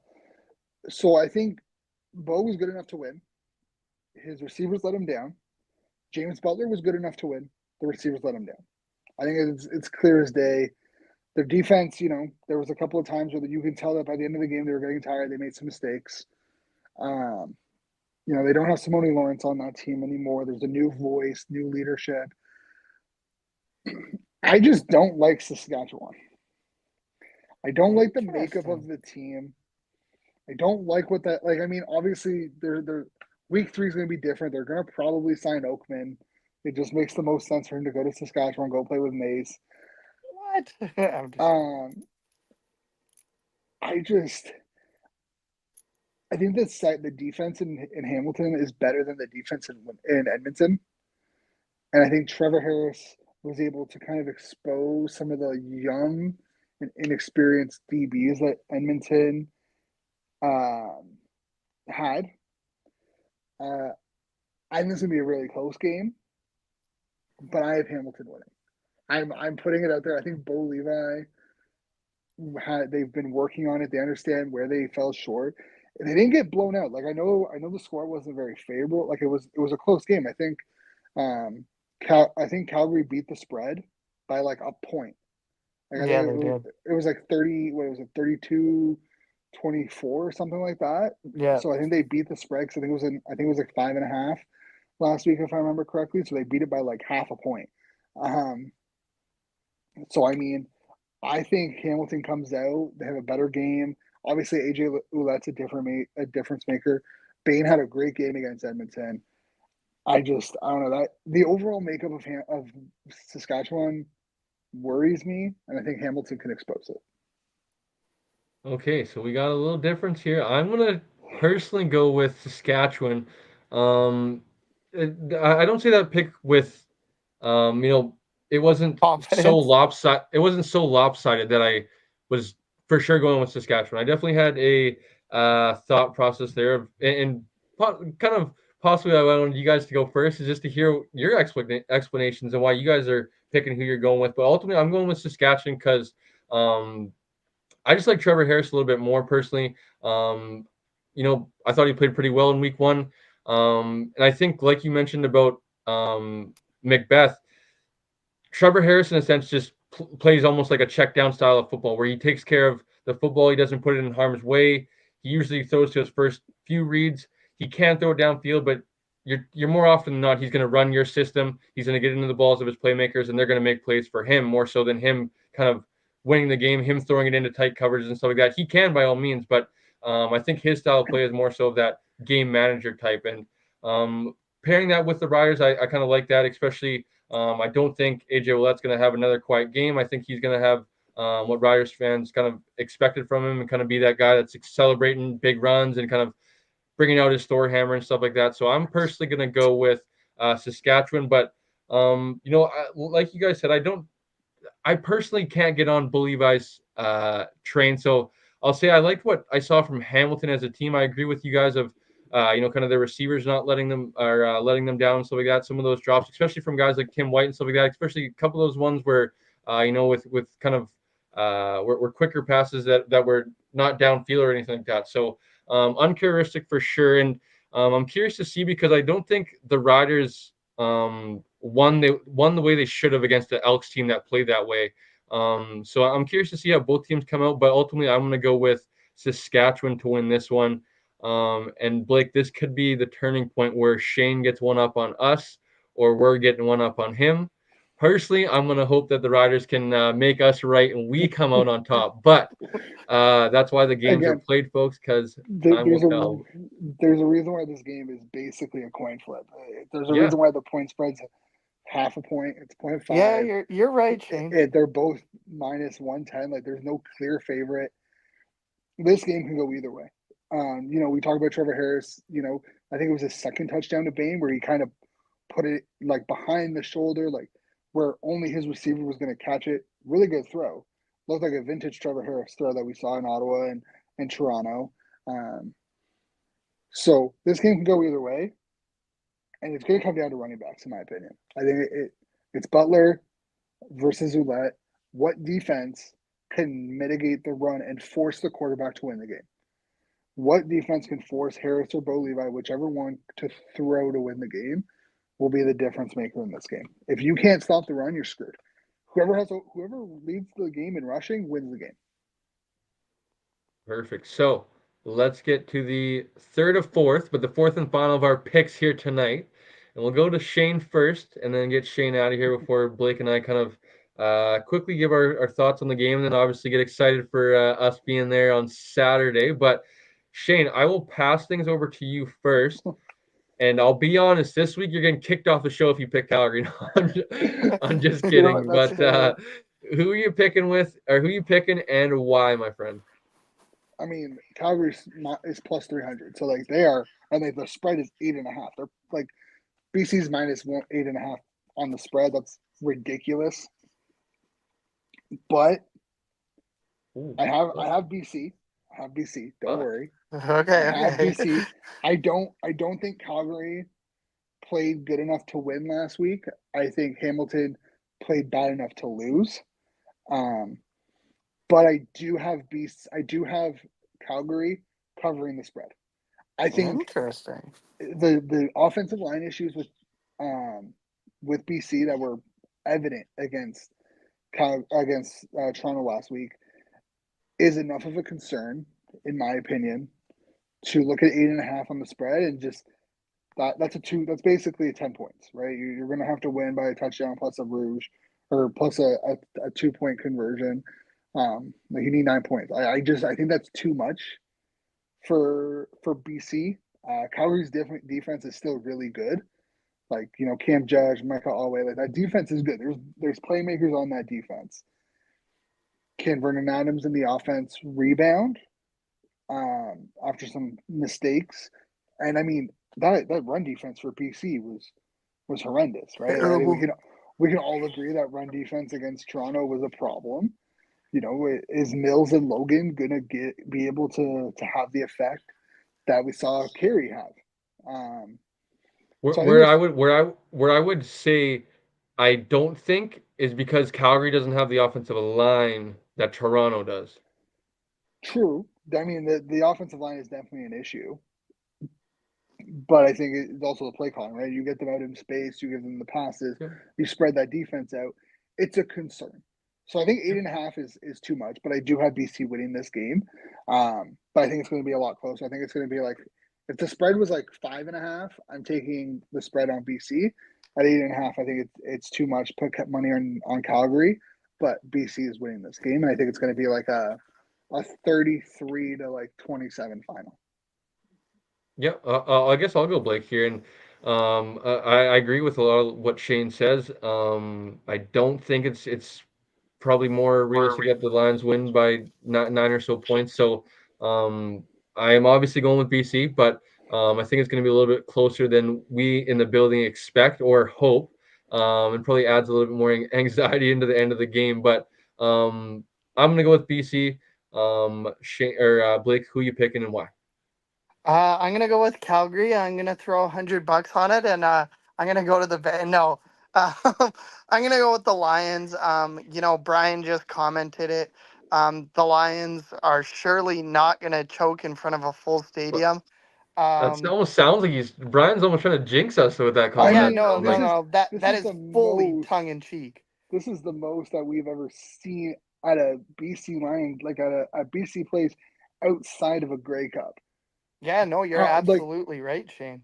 Like a lot of the Americans should be used to this type of crowd, right? You go to any Div 1 university, especially like the top 25 programs or even like top like 50 programs, they're probably popping in 40 to 60,000. They should be used to it. It's the Canadians who play at like 15,000 on a good week. Javon Katoy playing at Langley Ram. Yeah, playing in front of 1,000 people. Yeah, like I mean, Vernon Adams played for Oregon. This should be a cakewalk for him. Yeah, no, but I think the Lions are just plain and simply the better team.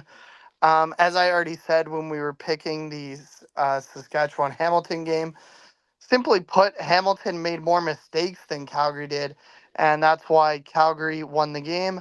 I don't think, truthfully, I still think that Calgary is going to be one of the three teams on the outside looking in coming in November. And also during our BC Lions schedule prediction, I said we would sweep Calgary, so I kind of need the Lions to win to make that come true. All right, folks. Well, there you have it. So before I leave, I just have a question for both of you. Yeah. Okay. How excited are you for 50 Cent? I'm not too sure. I can't actually. I don't know how big of a fan Blake is. I don't think we've had this conversation yet.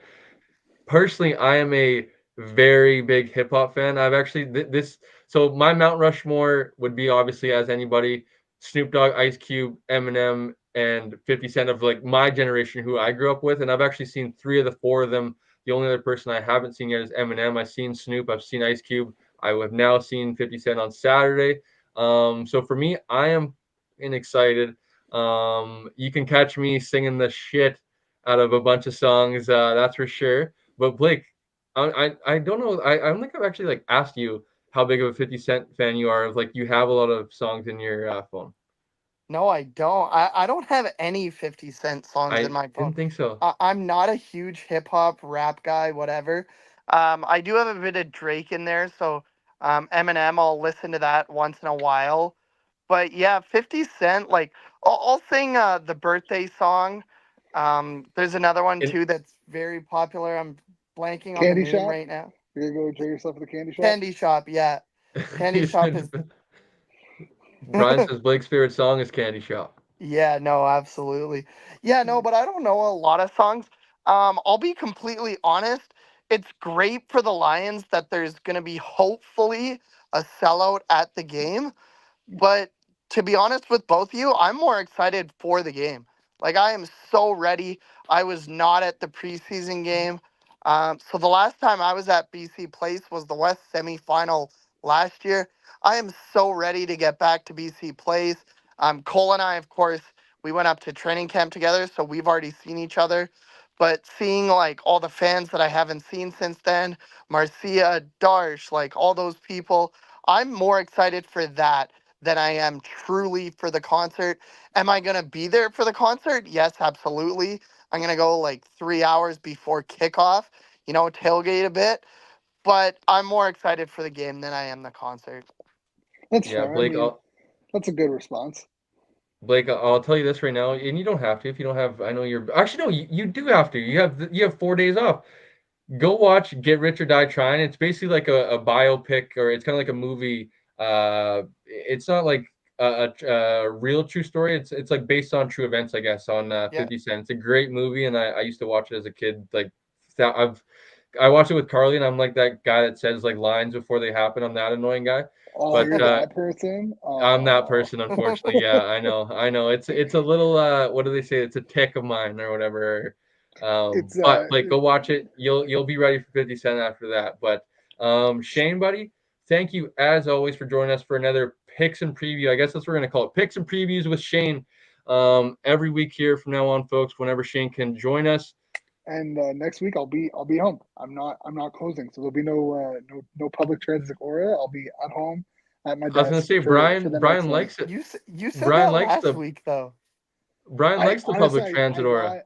I got my schedule confused. I thought I was closing yesterday and opening today, and then I didn't, and I tried getting it switched, and I wasn't able to get it switched.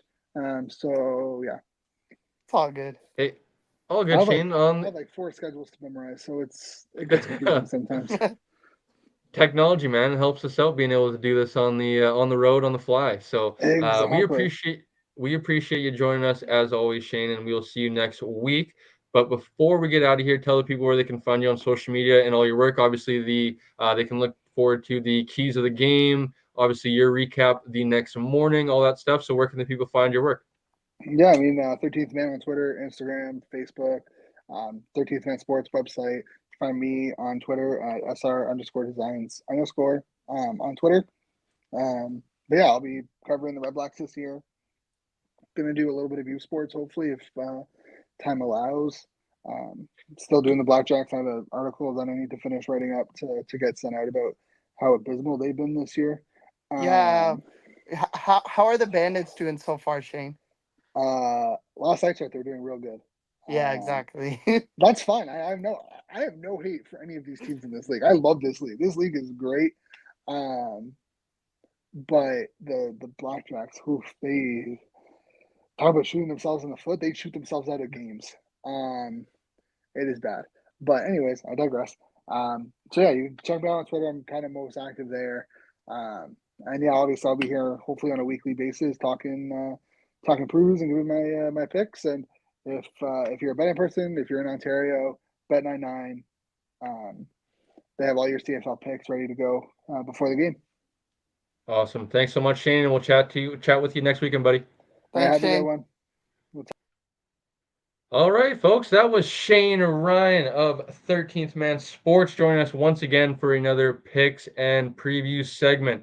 You can join us every week alongside Shane. We will be joined, Blake and I, for our weekly picks and previews, where every week we will be giving you our picks and why we're picking them. Blake, last question for both of us, because I did say that we were going to do this, and I was trying to get us out of here before the 2-hour mark, which is not happening. But never does. I'll give you the floor first. I think I know where you're going to go with this because you called actually this guy out. But who is your week 1 game ball going to? Yeah, so I'm glad you let me go first. I did call this guy out. I've predicted, and after week 1, he made me look really, really good, that he will be the MOP, the MLC, and the receiving yards leader. My week 1 game ball from the Montreal Alouettes goes to Mr. number 6, Tyson Philpott. I believe he finished with 7 receptions for 136 yards and 2 touchdowns in the win over the Winnipeg Blue Bombers. And most importantly, folks, he is a proud British Columbia born and raised. I was gonna say man, but he is a man. I guess that's correct. So I thought about this hard and long, Blake. I was gonna try to go with a defensive player, but I couldn't. Names couldn't come to mind. I was gonna go with Marc-Antoine Duquois, obviously, but I didn't want to go with another Montreal Alouette. So I'm gonna stick in the offensive side. I'm gonna stick in the receiver room. Obviously, we've been doing that all night. I'm gonna go with Saskatchewan Roughriders receiver Sean Bain Jr., who obviously was, I believe, the number 1 fantasy player of the week. I believe he had up over 30 points. So congrats to you if you started him. 5, 24, 30. Yeah, it's slightly more than Philpott. I believe he finished with 36. Yes. So if you had him, congrats. If you had him as a captain, even more congrats to you. Sean Bain, I believe he had 3 touchdowns. So throw the hat, folks. 3 touchdowns. Hat trick was made, up over 100 yards and a numerous amount of, there we go, Brian. Hat trick is pretty special, especially in football, folks. Not talking hockey here. Blake, that will do it for another week. And Brian brought it up, so I had to just kind of throw it in here at the end of the show. Have you been watching hockey, and what do you think of the Oilers being down 2-0? I'm happy. I'm ecstatic. I didn't want the Oilers to win the Western Conference Finals, so I know I'm gonna get the hate. Canadian team, you need to want the Canadian team to win. No, they beat my team. I want to see them crash and burn and fail. I love it. Have you been watching the games though, or no? Yes and no. I've been seeing the highlights and stuff like Highlight. that, but Fair enough. I usually Western Conference Final, Eastern Conference Final. I didn't watch too much, but Stanley Cup, every year I usually try to tune in. At least the last few years, I think it's just special. It's one of those things, right? Stanley Cups in the building, especially those later games in the series. It's kind of those cool like things that I don't know. Sports fans, I feel like that are around the world are watching, right? You can kind of interact on Twitter and stuff like that. So I've been keeping up to date. Obviously, I am going for the Oilers, but I'm not one of those end all be all. You have to root for Edmonton. Personally, I really enjoy watching Florida. I think they're a cool team. I really enjoy Matthew Tkachuk. Barkov, man, is fabulous. He reminds me so much of like Bergeron, just being that two-way player, being able to kind of compete with Connor McDavid, somebody that's an all-world type player on the defensive side of the puck. It's kind of cool to see. And then Bobrovsky, man, he's been playing out of this world right now, shutting the door for Florida. So I enjoy Florida, but for one me, more it's just thing, Cole. sorry. Before you go, for Yeah. me, not seeing a Stanley Cup in my lifetime is the ultimate kind of factor that comes into play. Now, obviously, every year people try to say to me, "Oh, well, 15 of the 22 guys that win a Stanley Cup are from Canada. The Stanley Cup comes back to Canada on a yearly basis." That is not the same. I'm talking about bringing a parade back to Canada. I'm talking about bringing a celebration back to Canada, to one of these communities that deserve it after all these long years, to all these fans that deserve it after these long years. Now, yes, folks, I'm talking about myself because I've been put through a lot. 2011, that's about it. But since then, 2020, I think of watching Montreal lose. Yeah. Obviously, I can't think of a time before that. Who would have been 06. Montreal? 06 would have been, and again. Calgary, I guess hasn't been in there, but 04. just I hope. And speaking of Barkov, folks, sorry not to get too much on a tangent here, but I believe Barkov's dealing with some sort of injury. So maybe for Oilers fans, this could be a good thing, because if Barkov's out, I think McDavid and Draisaitl might be able to have a little bit more success. But before we get out of here, obviously, to say one more shout out to Brian, shout out to Jay. Brian, Oilers big comeback loading. Let's go Oilers. Obviously, Brian is a Oilers fan from Saskatchewan, or maybe not. Maybe he's a Riders fan in Alberta. Could be even worse, maybe. And then obviously we know our man Jay's going for Florida. As a BC boy who's lived in BC my whole life, go Panthers. How many? Just before we get out of here, Cole. How many fantasy points did you end up with last week? So I actually am not playing fantasy this year. Excuse me, Blake. I have a big pet peeve. So I actually just dropped out of one of my fantasy leagues for the NFL. So I'm down to only being in 2 fantasy leagues altogether. I'm one of those guys who's either kind of all in or not. And what I mean by that is kind of like either I'm all in where I'm kind of starting, like where I'm checking my rosters, I'm making sure I'm starting, no active or no deactive guys or anything like that. I hate the people that start guys that are on buys or don't check their rosters or just kind of keep the same roster out this year. And I'm that guy when it comes to the CFL. And I hate to say it, folks, because it's very much laziness on my part. But it's because the CFL does not have a freaking app that just makes it so much more easier that I can open up my phone, I can click on the little CFL app, I can go to the little tab that says CFL Fantasy, and boom, there comes my lineup. Now I know it's just as easy to do that in the web browser on my computer. I understand that, and it's a weird quirk of mine. But call me lazy. having the app just at my fingertips, being able to access it like that, I enjoy that a lot more. When it comes to the CFL fantasy, I always forget to log in and check my either my rosters or just kind of check if I won. I went through, I believe I played last year in 2 leagues. So one of the leagues was with kind of like some friends I try to get in the CFL community page. Um, and I wasn't like talking with anybody. So I was kind of like not checking my rosters, that sort of thing. So I was like, this is lame. So I stopped that league. And then the other league that I was going to play in kind of stopped running as well. So I had no leagues to play in this year. But you obviously brought up your CFL Fights Cancer Fantasy League. And then I believe Shane had one running for 13th Man Sports, and I entered neither of them like the lazy man I am. But Blake, you, sir, are playing fantasy, so I will turn the question back to you and ask, how many fantasy points did you end the week with? I ended it really good. So in the CFL Fans Fight Cancer League, I finished not first, unfortunately, but I was in the top 10. I believe I finished 7th. In the 2 and Out league, not as good. Believe I'm 20th after week 1, and then I'm in a private league as well that I always win because it's like 5 friends of mine, and I'm the one that takes it the most seriously. But no, like I finished 7th. I think at the end of the week I finished with 123.6, mostly because of our man Tyson Philpott. Attaboy Tyson, way to help out Blake, way to make him look like a genius. Obviously, all the awards he picked you for, and picking you in your fantasy team. Blake, buddy, another 2 hours, as always. I feel like this is never going to not be a 2 hour thing. I am tired as all heck, and I am hungry, I'd imagine, just like yourself.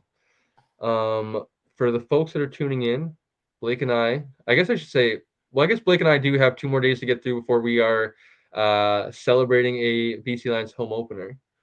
I have 2 more days, folks, to get through work, and I am in freaking weekend mode, and I cannot wait to get over to Vancouver, hang out with my buddy Blake, hang out with everybody that's at BC Place, and it should be another good week of CFL football. But Blake, is there any final thoughts for the 69 listeners tuning in right now?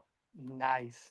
No, I think I'm all good. I think we should wrap this up, and we'll see everyone next Wednesday. Awesome, Blake. Well said, well said. Brian, thank you so much for tuning in, buddy. Looking forward to the game. We will definitely have fun. Last thing before we get out of here, as always, like, comment, subscribe, smash the little notification bell. You guys will get notified every time Blake and I go live on YouTube, on Twitter, all that good stuff. And lastly, as mentioned, if you guys are at BC Place this Saturday, come say hi to Blake and I. We will be at the Terry Fox Plaza, tailgating and all that stuff. And maybe we'll be able to enjoy a pop or two together and just chat about some good BC Lions football, as well as maybe chat about what's going on in the CFL. There will be 2 games played by that time. So come up to Blake and I, have a pop with us, have a good time, chat some CFL football. We'll see you guys at the game. And most importantly, we'll see you guys next Wednesday night at 6 o'clock. Until then, enjoy the weekend and see you guys next week.